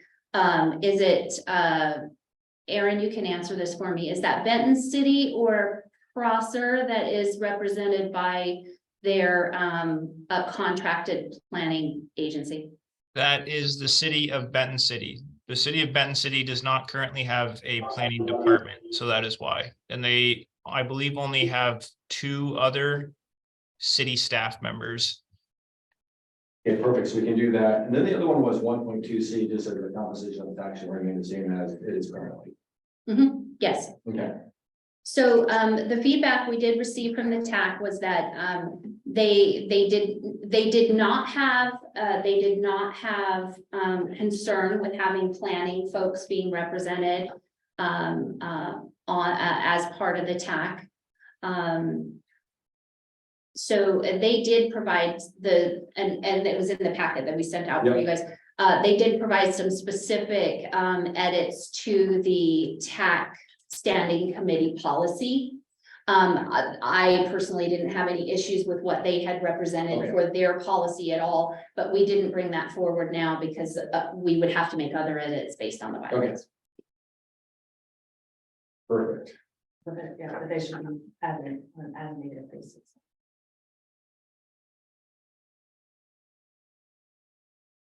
And once again, I'll kind of do my echo what you said here. As far as a nominating committee, I don't think it's necessary. It's not that big of a group to have it. We don't need a nominating committee. Well, Go ahead. yeah, I want you to reiterate what you said. Sorry. well, I guess there's a couple of things. If the executive committee were to stay as it is, which is what, 3 members. That's one thing. If we're enlarging that, then I think it needs to be representative, similar to what we've talked about now. Yeah. In terms of a nominating committee, it kind of narrows that down a little bit, because again, 2 counties, you know, how many city, you know, so, and then I think it could be voted on by the board, other than the fact that who wants to do it, and if you're just nominating the people that you like or you don't like, maybe as it might be. Historically, there's been some difficulty getting people to Sure. to participate. I mean, none of us get paid a penny extra for it. I'm on the executive committee and chair this. You know, I get nothing other than the privilege of, you know. You mean you'll get free lunch? We don't even get free stuff. My point is that I've been hearing, not necessarily from anybody in this room, but this almost a sense that the executive committee is somehow trying to wrest control from the body, and that I don't think anything could be further from the truth. The fact of the matter is, we're trying to unburden the executive director, not put her in a difficult position, and avoid the board having to meet all the time. Me personally, you want to get rid of the exec board? I think it's a real disservice to the executive director. To me personally, hallelujah. That's one less meeting. So I think maybe the concerns are a little bit more coming from maybe like an OPMA type of a position, especially when there's still verbiage that says that things can be done outside of a board forum that may not be able to be rescinded. That's Why I said earlier, you could just truncate that sentence and take that piece off, and then when things came up that were irreversible, they just wouldn't take action. You just have to insist that there's a board meeting. I just want better defined. But you know, in a decade, we've only seen Point of information. Yes. Finally, point of information. Do we currently have a quorum right now? Aaron, will you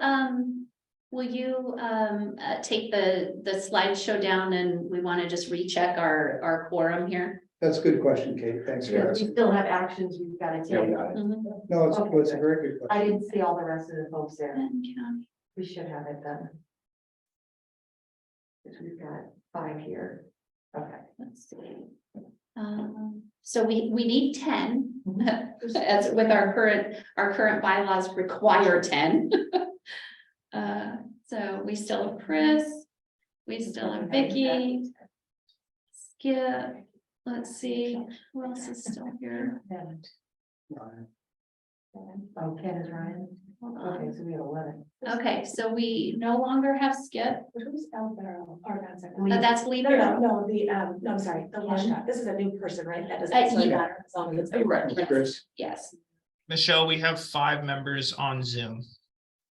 5 on Zoom. Exactly. 4. Okay, So we perfect. just need Thank to you. make sure if anyone is going to be leaving, that we're aware. Yes, so Right, if anybody needs to drop off, please let us know. I'm wondering then, if there are not other questions, would it be timely for a motion at least, or are we planning to do this by section? It's completely up to you. So at this point, if there are board members that want to make motions for specific edits, that would be the way we would need to do that. We can go through the slides because those were the items that were most definitely in conflict. To help with that, if you would prefer. So Aaron, go to the next slide, please. So the first one was about membership eligibility relating to cities under 2,500 population. Anything else we need to discuss on this before we go to the next slide? Have we gotten any input from anyone representing any of those cities? Would we just be at this point Colotis and Mesa? Would that also be Benton City, Connell, and? This is just Colotis. This one is just related to Colotis and Mesa at this time, under 2,500 population. And so the question was just whether you leave it as it's currently drafted that says that they have the option of being an associate member, or you change that so it's prescribed and that populations under 2,500 can only be associate members. If they're associated, Yeah, unless we get consensus on these, a motion really is going to be impractical. What we can do at a minimum today is give very clear group feedback as to where there are still sticking points. Have we had an We attempt? really don't want to have to revisit and rewrite these again. for It's really just whether, yeah, it's really just whether we want it to be flexible, that there is an option, or whether you just want to say, nope, small cities under 2,500 can only be associate members. and then they don't have a lawyer, right? That they don't have a vote. And then we have a better way of having But- forums. Yes, and right now, Thing. yeah, if they don't nominate someone to serve, but they are a regular member and they have paid and they have signed the interlocal, then that counts against our board. Which makes those short notice meetings for the board in lieu of an executive committee that much more. I vote for B. No, I agree. I vote for B, and in the future, if we feel it's something where they want to fight for that again, we could easily go back and change it. But right now, for foreign purposes especially. Is there anyone who has a heartburn with Michelle using B? Okay, let's move on. Okay, next slide. Okay, so this one was the cities under 10,000 population. So this would impact Benton City, Connell, and Prosser. And this is basically the same question. Do you leave it the way it's currently drafted, that they are regular members by interlocal agreement?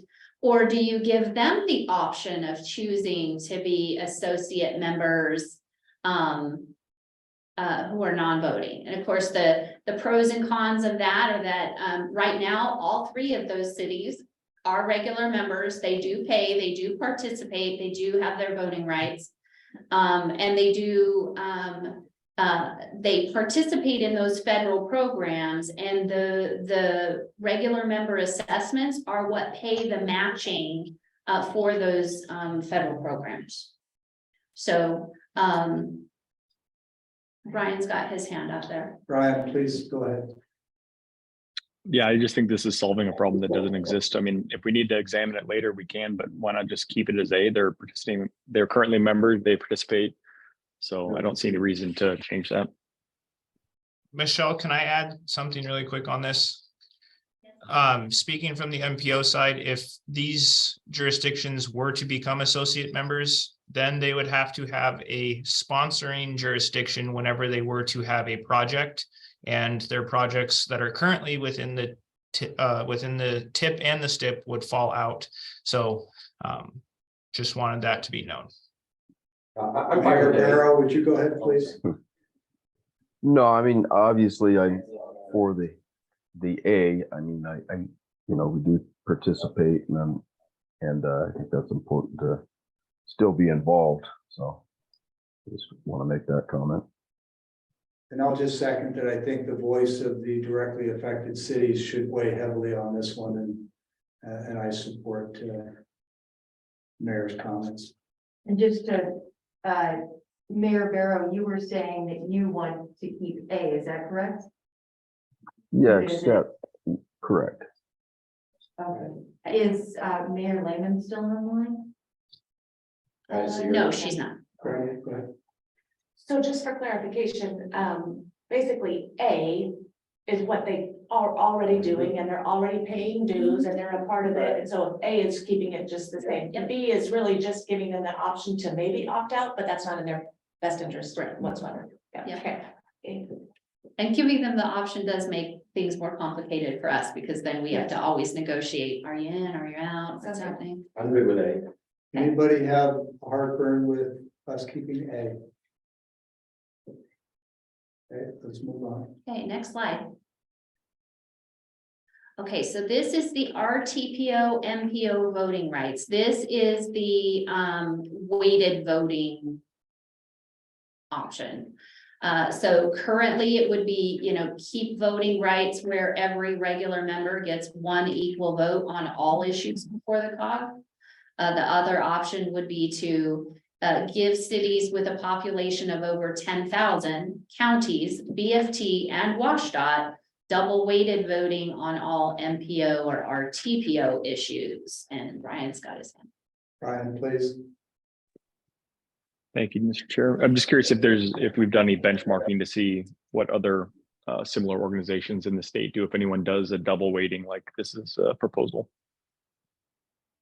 The one that I'm aware of that does the weighted voting in this way is PSRC in the Seattle area.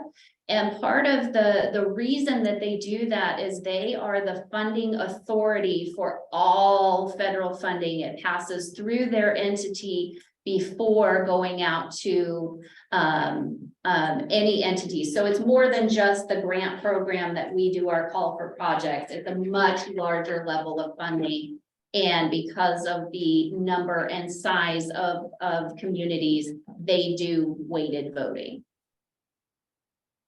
Thank you. Yeah, I would just be curious to hear from the jurisdictions that would be affected. I know some of them have dropped off. So, you know, I don't want to get into a situation where we, you know, the big guys bully and make a decision. Then I could see coming back and having a more throated discussion where we end up flip-flopping. So I just think if we're going to make a decision like this, we need to make sure that there's full input and transparency from every jurisdiction to make sure that everybody's heard. Yeah, and Ryan, they've all had an opportunity multiple times now to input. But I don't disagree with the premise of your statement, but I don't know how many times we can do that. Michael, do you have something else? Yeah, so that's what. Yeah, that's why- if we've reached out and told them specifically, like, hey, we're gonna vote on, you know, diminishing your role, and or they just don't respond, then that'd be good to know. Have we done that? So other than what's in this board packet, that's the first time that the small cities would have seen this possible idea of a change in voting. So So it really would affect, I thought this Is was it- the second. yeah, this is the first. is it Benton City, Colotus, and Mesa? Are those the three that would be affected? Yes, Okay. Thank you. and the ports. And Connell. And yeah, Connell would be part of that. The port, Yeah. okay, the port and Connell, and obviously Benton City and the port have dropped off, so. Yeah, Vicky and Or I'm- Roy are still here for the ports. I'm sorry, yeah, I can't see everybody, so I apologize. So Kate? Yeah, actually looking further and then looking at the numbers.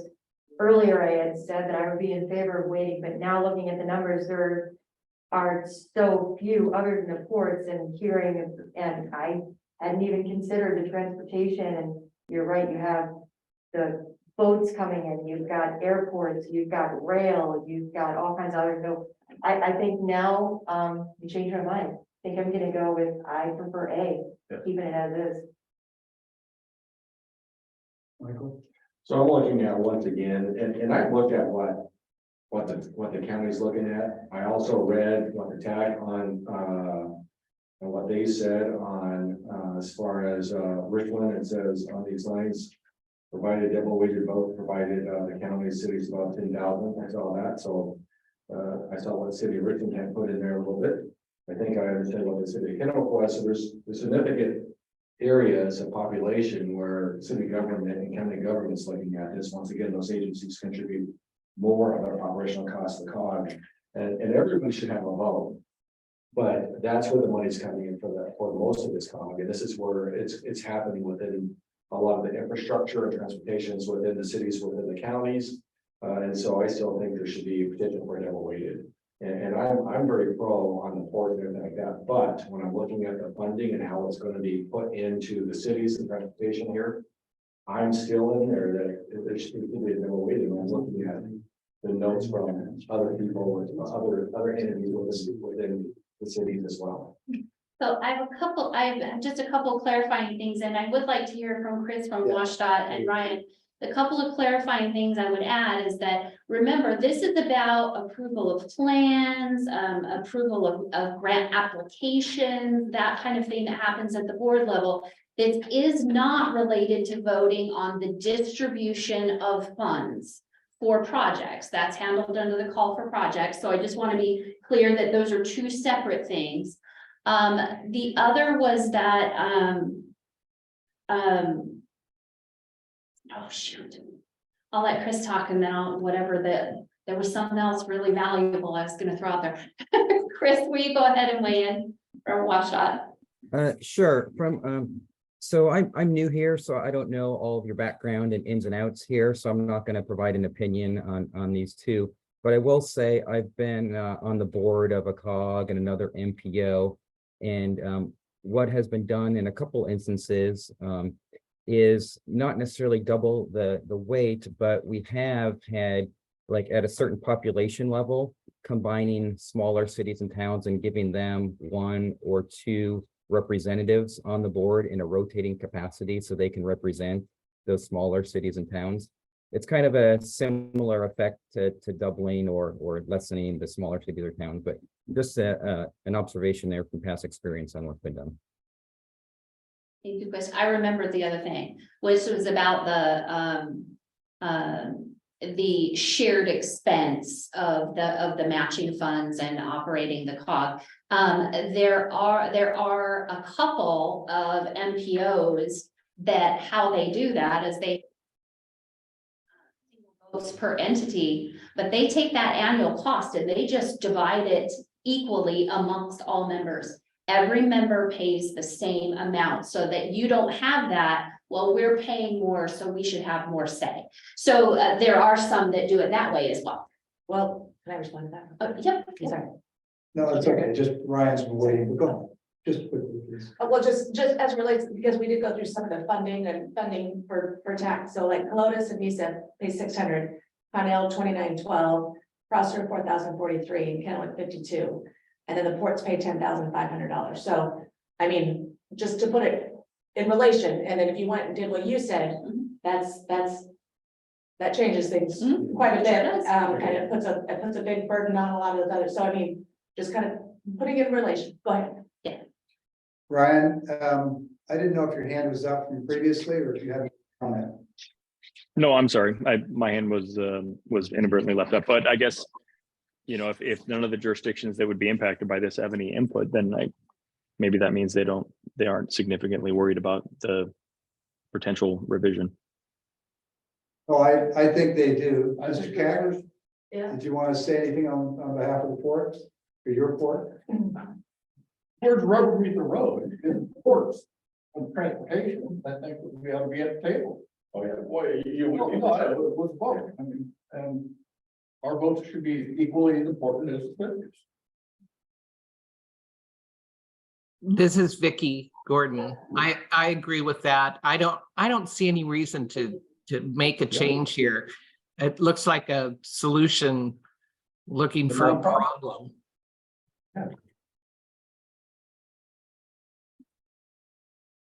I've been trying not to weigh in on some of these, but you know, if the counties were paying 25,000 and the cities were paying 3,000, I might think a little differently, but we're just talking such small numbers here, and it's really predicated not on the importance or of the voice or the impact on the overall program, but they're predicated more on capacity to pay.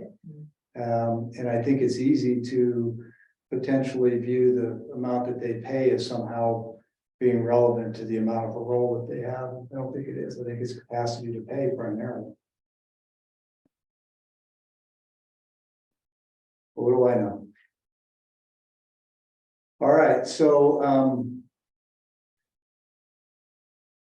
what's the wishes of the board? I went with A. I changed.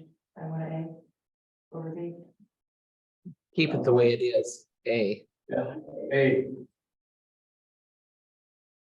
there anybody that used the same question before? Anybody have a real heartburn with A such that they don't want us to move on without more discussion about it? Well, I think one of the biggest things and why this has actually all come about is again, some of the concerns about, you know, everything's in an equal board setting and everything's out there, but if we're then condensing things down and some people are getting some information or have some sway maybe to, you know, what comes before the board or I guess that's the biggest thing in terms of my representation and concerns. But if we're kind of keeping things the same, then I think it's been represented in the past.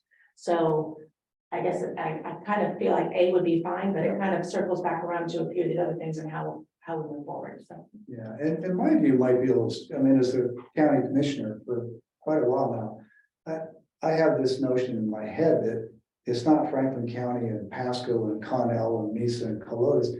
Every one of those cities is 100% inside of Franklin County. And what's good for those cities is good for the county. So I don't make that distinction. It's the same with the ports. I don't look at Port of Pasco as a separate competing entity. We're all in the same, I mean, there are economic development agency.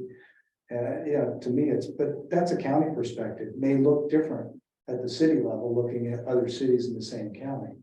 But I guess I'm just admitting maybe a visual bias there. I see it all as one. So we haven't had any issues in the past, because I'm still with the guy.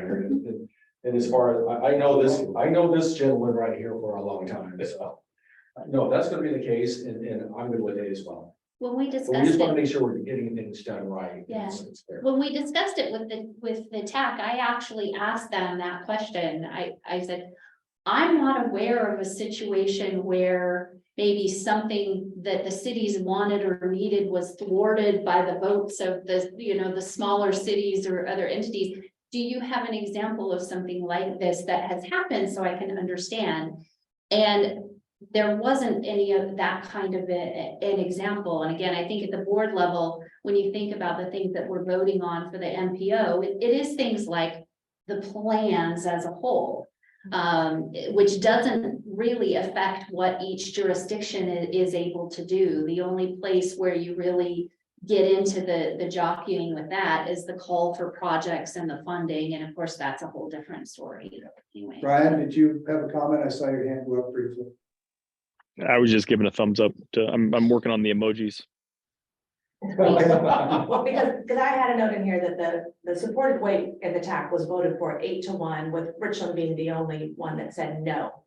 But again, I think if we're keeping things status quo, that. And I see where Richland had it, says on these lines, I propose a double weighted vote. Right here. But if that's the case, so I'm good with it. Who was at the TAC meeting? I'm just curious, because I know that not everyone will send members to TAC. Or was that an email? This was information that was provided to me, but I know that we had a representative. It was over spring break, so Carrie Rowe was not there.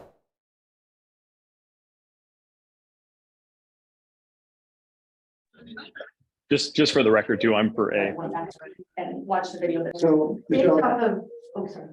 did you have something else? Oh, well, the other thing I would say, and this is a clarification that the TAC asked for in their committee policy, and I told them I was supportive of making the change, is that any MPO or TPO issue would come through the TAC before it came to the board. And so I think you're getting that input and recommendation from them on any issue that would come before the board anyway. So you're getting some of that additional technical feedback on it before it comes back to the board.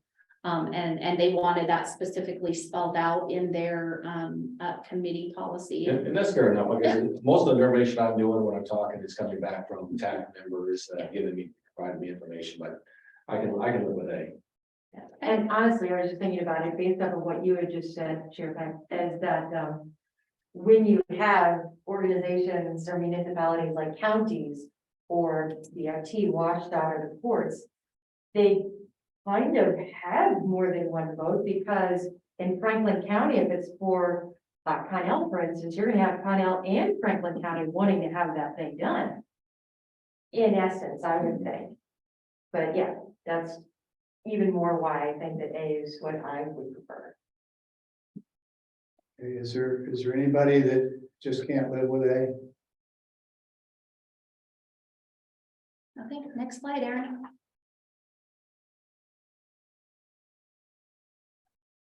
Executive committee.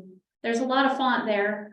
But basically, what we had with the executive committee is that under executive committee powers, there was proposed edits that would limit that power. So again, it went from take all actions required to those actions. I mean, the edit is there. It sounded like the heartburn was really the protectionary additional language of unless such actions have already been undertaken and cannot be reversed, which that was really more of the, on the off chance there was a thing.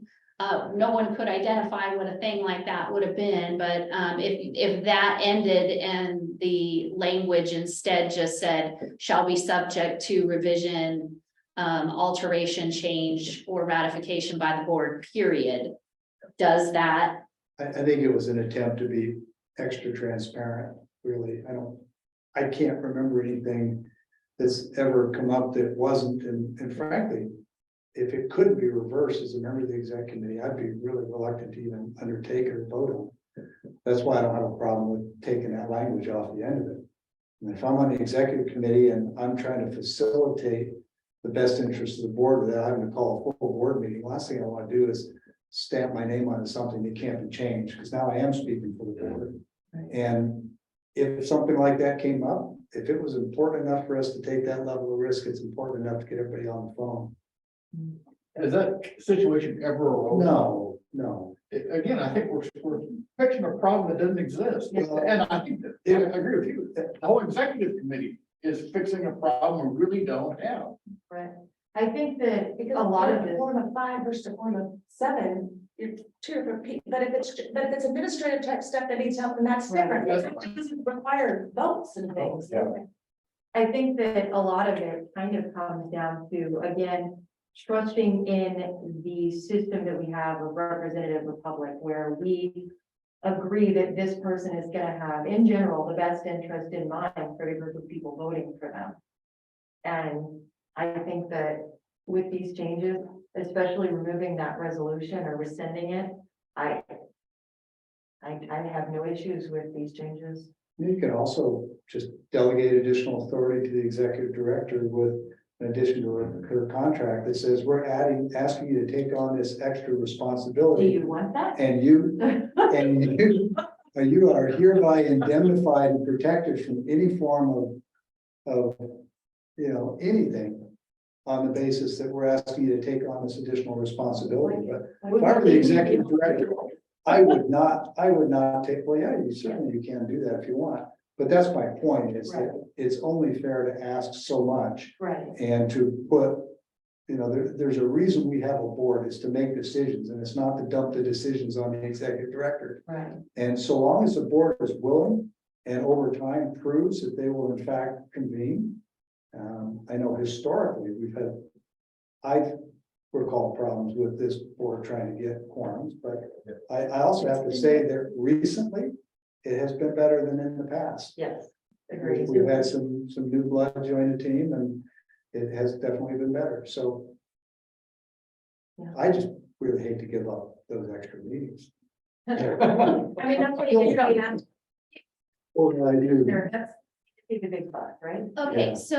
so clarifying for me then, if we took that last sentence off of there and used the edit, and understanding that in the policy for the executive committee, under the procedure where it says anticipated actions, and it's very clearly outlining that the expectation for the executive committee is administrative, just oversight and general guidance. Well, we're not gonna be changing the bylaws. The executive committee. Right, that's really what the intention is, and then there is, however, still language that if there were an emergency and something had to happen and we couldn't convene a meeting, your executive committee could take an action if they had to, but it was still subject to that ratification, Ryan? My fear is that we take a position, respond to the entity, maybe it's Washcott or somebody else, and we say, oh, by the way, this decision we're giving you is subject to ratification by our board next month. Right. And They may reject that input. Ryan, please. I agree with everything Michelle just said, with the exception of if it is a matter that can't be reversed, which, let's say you're going to fire someone, that needs just make explicit that the executive board is not endowed with the authority to take a decision that could not be reversed. So somehow capture that. Yeah, I can do that. which sentence are we saying to remove? Just to be clear, you said last sentence. but- It's the So red type.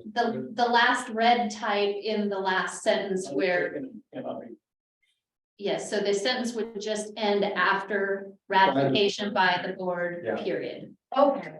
I did say last sentence, there was one more sentence after. Thank you. And so the additional edit would be that no action by the executive committee shall conflict with action taken by the board. That sentence would be edited to take in what Ryan was mentioning about that, if an action could not be reversed, it couldn't happen at that level. Can I go back to the first red? real quick? Yes. So, on behalf of the board, between regularly scheduled board meetings on issues and concerns requiring immediate attention, period. So this part where it says, in the case of an emergency, the board will be notified in a timely manner as the situation allows. I still think, I don't know that we need that. I feel like, again, that happened, you know, we were contacted on Saturday. I didn't even see it till I got a meeting something Monday morning, and we were able to get quorum and we got it passed. I don't think that portion of the sentence is necessary. Historically speaking, shocked that we were able to get it. I told was Michelle, I surprised. said, there's no way. We're making phone calls. Historically. Oh. it's- Done that text message. Good job on you. And still failed the meeting. So- Meetings too big, and I think a little bit easy. We were going to So I just want to be clear, So the part you don't feel like is needed is the in case of an emergency notified as the situation allows. Yes. And I think the intent of that was more, I'm trying to think of, But we I mean, showed that COVID wasn't even. I think we showed that we can, I mean, essentially that's less than a 24-hour period when there's notice given on a Saturday and we're having a meeting by 10 a.m. or whatever it was on a Monday. That was pretty, that was. Now, of course, that was in the context of this whole discussion about we won't be able to get a quorum. So I think there might have been some extra motivation for people to show up. No. Listen, I'll take it. I don't care what your motive is. If you show up, Brian, go ahead, please. With that not being in there. Okay. Just doing a thumbs up, it looks like. Oh, Okay, thumbs up, thumbs up. right, yeah. That's Okay. good. Okay. So with the discussed changes, which is removing that part about things that cannot be reversed and deleting that second sentence in red text that talks and uses the word emergency. Because we're going to assume that emergencies fall under the heading of stuff that can't wait till the next meeting. With those changes, everybody okay with that? I just, yes, I apologize for adding time to this, but I'm just curious, what was the purpose of the in case of an emergency, the board should be notified? Is that just the board notified that the executive session? We're deleting that sentence. Right, no, Oh. But she just wanted to know what it meant. Oh, okay. Yeah, so it would have been like, hey, we had, hey, there was this horrible legal thing and your executive director went rogue and we had to lock her out and whatever. And we're just letting you know that, and then we'll discuss it more at the next board meeting. It would be, that's the kind of scenario I think of. You'll be notified as the situation allows, but, you know. But that fits under the previous sentence, something Yeah. can't wait till the next meeting. It's kind of redundant, so I think it can go away fine. Well, Yeah. that seems like it's just more informational though, rather than requesting that an action be undone, right? I kind of like the informational being there because if there's all of a sudden something and I know that it's going to affect my municipality, I want to know so that I can contact our staff members because they have no boundaries and will answer most emails at any time of day. Yeah, so that I was the kind of intent, like was that more being there, informational. I like that sentence being there. But the other side of it was that if that's giving the powers back to the executive committee. We were That's saying no we don't powers. need.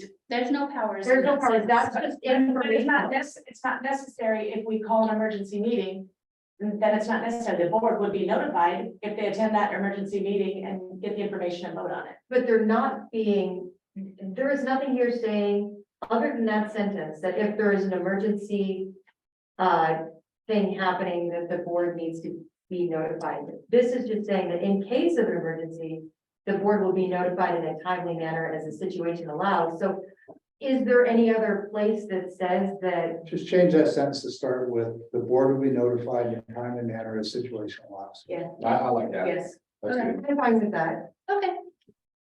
Good job. I'm just like, if more information is good. Okay, so sounds like we're good with A now. What's Okay. next? Next slide. Oh, yeah, this was the executive committee representation. Whether you want to go with the prescribed executive committee, Chris. I think you could make it a little smaller by deleting past chair. Go ahead, Chris. Yeah, no, I just want to let you know, I've got a commitment at 1, so I know there was discussion of having a quorum, and so I just wanted to make everyone aware of that with a little bit of time left here. Yeah, for a quorum, he counts. Uh-oh. Yeah, so can we just move on to a couple of the action items that we really do need a vote on while we have Chris here, so we have a quorum? Yeah, thank you, Chris. We're gonna. And we'll do it real expedite. fast. Okay. Okay, thank you. Okay, Aaron, would you go to The slide for, A, B, and C, please. So we can just get those votes really quickly. So 9A is related to the tip amendments, just a approval for those. These are action items and they start on page 118 in the packet. All right, can you all hear me now? Is that better? Yes, sir. Awesome. Yes. Okay, so for April, we had 4 amendments, tip amendments. Pasco is removing the Court Street overlay out of the statewide transportation improvement program. And then WashDOT had 3, which was for the SR 240 Columbia Center Boulevard upgrade signal and illumination was to remove the project from the STIP as well.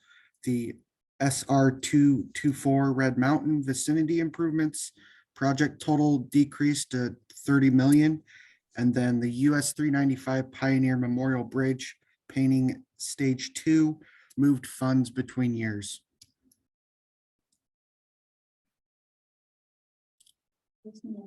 We're just, So- yep, sorry, go ahead. Yeah. Okay, we need a motion to consider this, Kate. I move to approve the Benton-Franklin Council of Governments 2023 through 2026 Transportation Improvement Program Amendments, Amendment 23-April as presented. Looking for a second. I Okay, second it. We have a motion and a second for approval of the STIP amendments as presented by Tanner Martin. Any discussion? Tanner, quick question on the 395 Pioneer Bridge. It says move funds between years. What's the effect of the timeline on that work? Ooh, that's a good question. I'm not Okay, sure. I'll ask somebody else. It's okay. I don't need it another day. Thank Okay, you. I'm not Any sure. other questions or comments? I can answer that Trying to briefly. expedite. I think that's just the aging of the project. There shouldn't be a change to the actual construction schedule. Okay, thank you, Chris. That's helpful. Thank Not hearing or seeing any other comments or questions, all in favor of the motion, please say aye. Aye. Any opposed? Hearing none, the motion passes. We'll move on to item 9B. Yes, this is my item. This is requesting a revision of our metropolitan planning area boundary. So as you can see on the screen in front of you, we can see BFCOG's current MPA boundary in the black line, and then the proposed MPA boundary revision is in the red line. This revision is being requested due to the updated urbanized area, and with that, Burbank and Walla Walla County has been dropped off based upon the new urbanized formula. We are still working through revising and smoothing the urbanized area within Benton and Franklin counties. This does not change that. This is just dropping Walla Walla and Burbank off of our MPA, and we're working with the Walla Walla Valley MPO, so then that will be brought into their MPA. Okay, and Aaron, this is not really something that's necessarily optional for us. It's driven by the new population numbers. It is, I hate to give this answer, but yes and no. It is asked of us to do this for consistency's sake due to, this gets into opening a can of worms of, with Walla Walla County being a sub RTPO to us. We still technically plan for all of Walla Walla County, but if we are saying that the Walla Walla Valley MPO is in charge of all Walla Walla County, this would align with that. And then also for consistency's sake, we are the Benton-Franklin Council of Governments. They are the Walla Walla Valley MPO. That aligns much easier. We've been working with WashDOT in the local planning office to make sure that this is something that can be done. And if in 10 years, the urbanized area methodology shifts again and Walla Walla and Burbank is brought back into our urbanized area, we're subject to bring it back in 10 years. Okay, so we're all still working together. It's just boundaries and names. That's correct. There are some MPO to us. All right. Let's see. Looking for a motion on this one if anyone's inclined. Kate? I move the Benton-Franklin Council of Governments request the Governor Inslee revise the Benton-Franklin Council of Governments Metropolitan Planning Area boundary as presented. I'll second that. Okay, we have a motion and a second for I do have a approval quick question about that. of the motion, which is consistent with what was just briefed on the MPA boundary revision and a letter. Kate, comment? So does that, with removing what's left of Walla Walla from the MPA, are there any other parts of Walla Walla then that we deal with? So then I'm wondering, do we have Port of Walla Walla as a member? The port is not a Okay, member, no. so it's just Walla Walla County. Yes, So, and then that would change, so Walla Walla would not, they would not have a seat on our board anymore. okay. Would that be at the moment that we would vote to, oh, we're just asking. When it's Okay. approved by the governor to accept the change, then we can make that change. Okay. Okay, motion and second on the floor. Other questions? All in favor? Aye. Any opposed? Okay, thank you for your support. That is passed as well. This should bring us to item C. I have one more, and this has been such a long time coming. I really hope that we can get this done.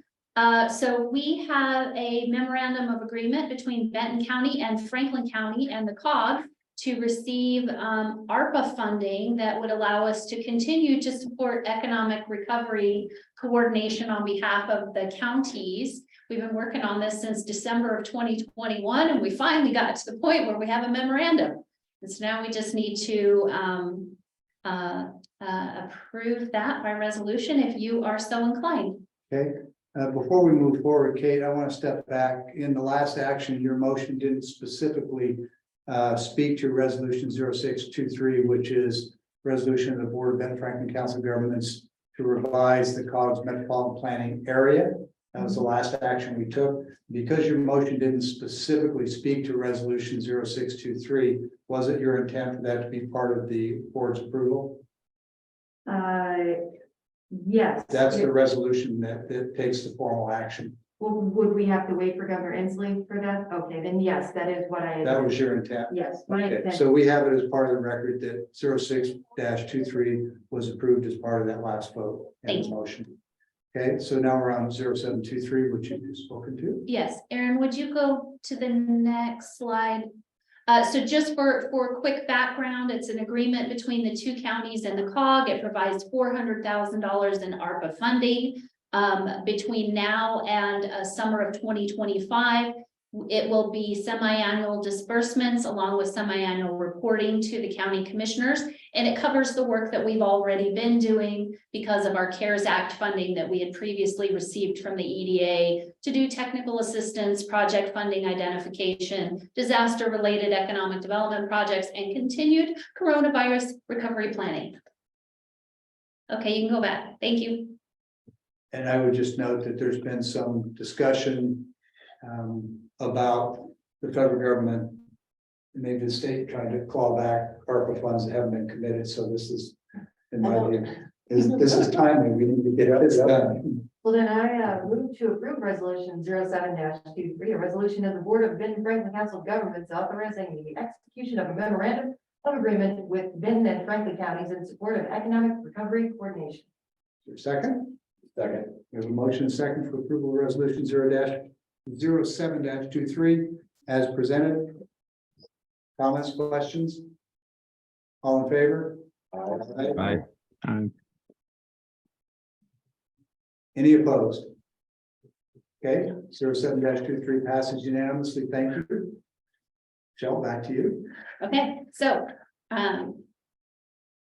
just finishing up our review of the bylaws discussion for edits, and then we'll be done, I promise. Okay, so It is 12:58. yes. This is Chris in a minute. Yes, okay, so the last one, next slide, Erin.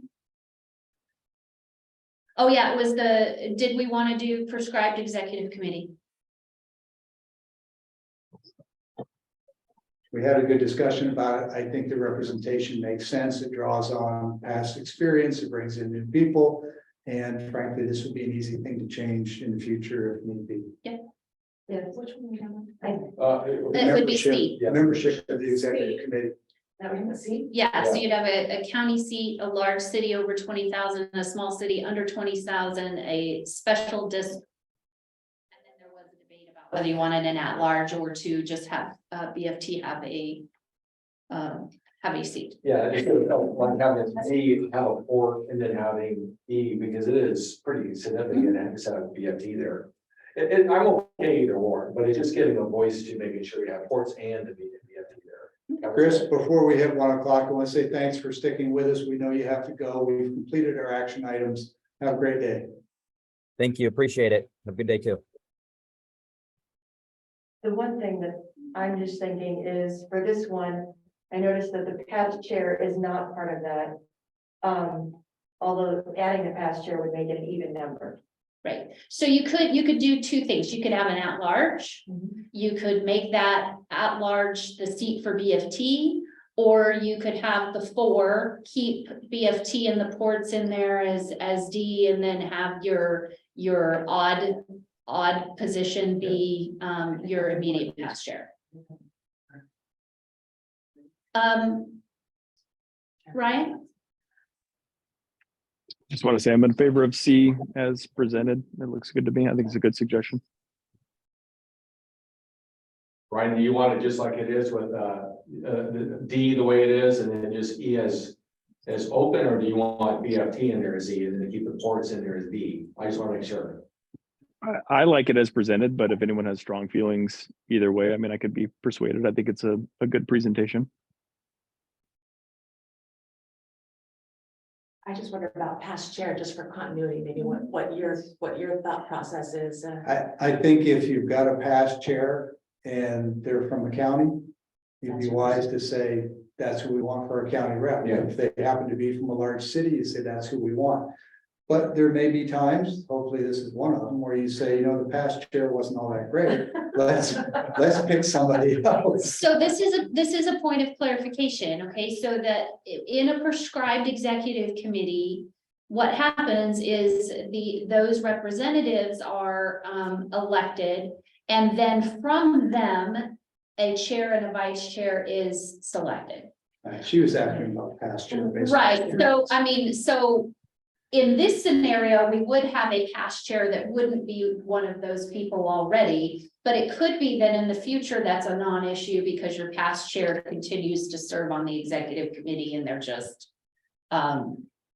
no longer kind of like being the mayor or mayor pro tem.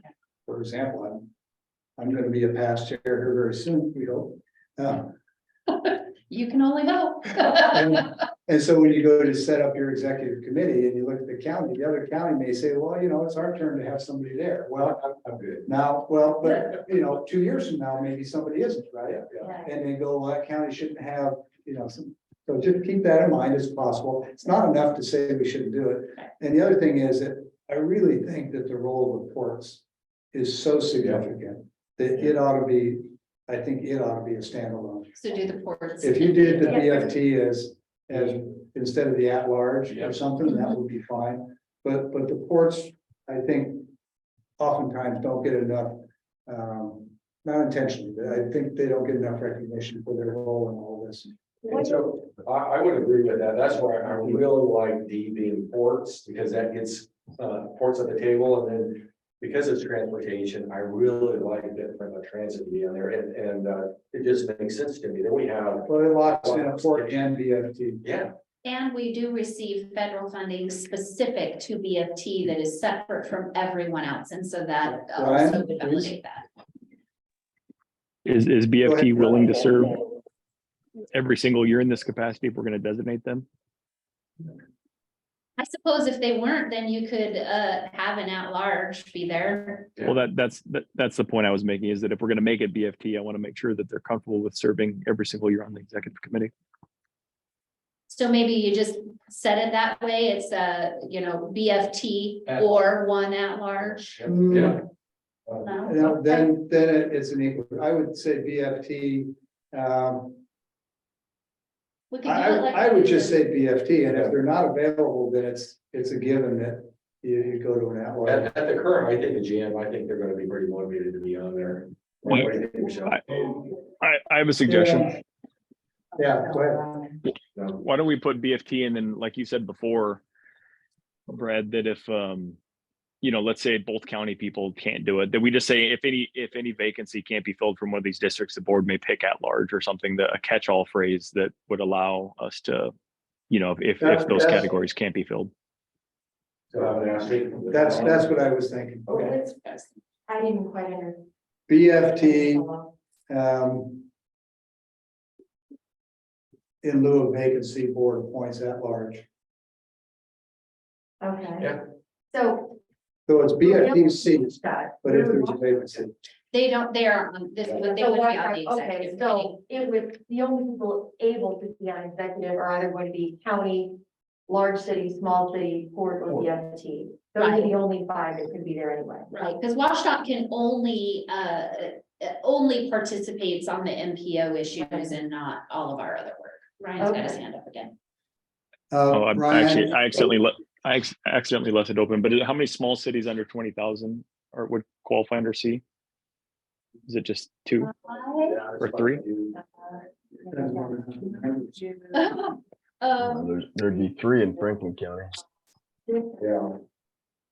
Okay, I'm sorry. The point I was trying to make was that what Brad said before, let's say Benton and Franklin County can't fill the county seat. So you'd put BFT as E, but if any of the categories couldn't be filled, that the board could select from at large. I don't know if I was clear on that. Yes. Yeah. I think I like that. Yeah, Ryan, I get the rework of what I said, and I think yours is better. It shouldn't be tied to E. E should be BFT, and then as At large. a descriptor or something about how we handle vacancy. Right, yeah. Got it. So. Good catch. And so that it sounds like then we're looking at A still being county, B being large city, C small city, D changing to ports, E being BFT, and. I think just a note, For any of those. just a note at the bottom. I think for any of those, if there is someone unwilling or unable, if none are willing or able, then we could go with an ask. Vacancies to be filled. Vacancies to be filled at large, I think is. Do we have any more, Aaron? Was that the last one? Oh, the nominating committee. I think we don't need one because we're doing the prescribed executive committee. Yeah. Okay. Does anybody have a problem with dumping the nominating committee idea? Good. Consider it omitted. Ryan, your hands up. Ryan does that once in a while. You gotta watch him. Well, I would be happy to just have you just weigh in. We know your voice. Okay. Have we covered it? Yes. Got through the whole agenda. Okay. I'm Good job.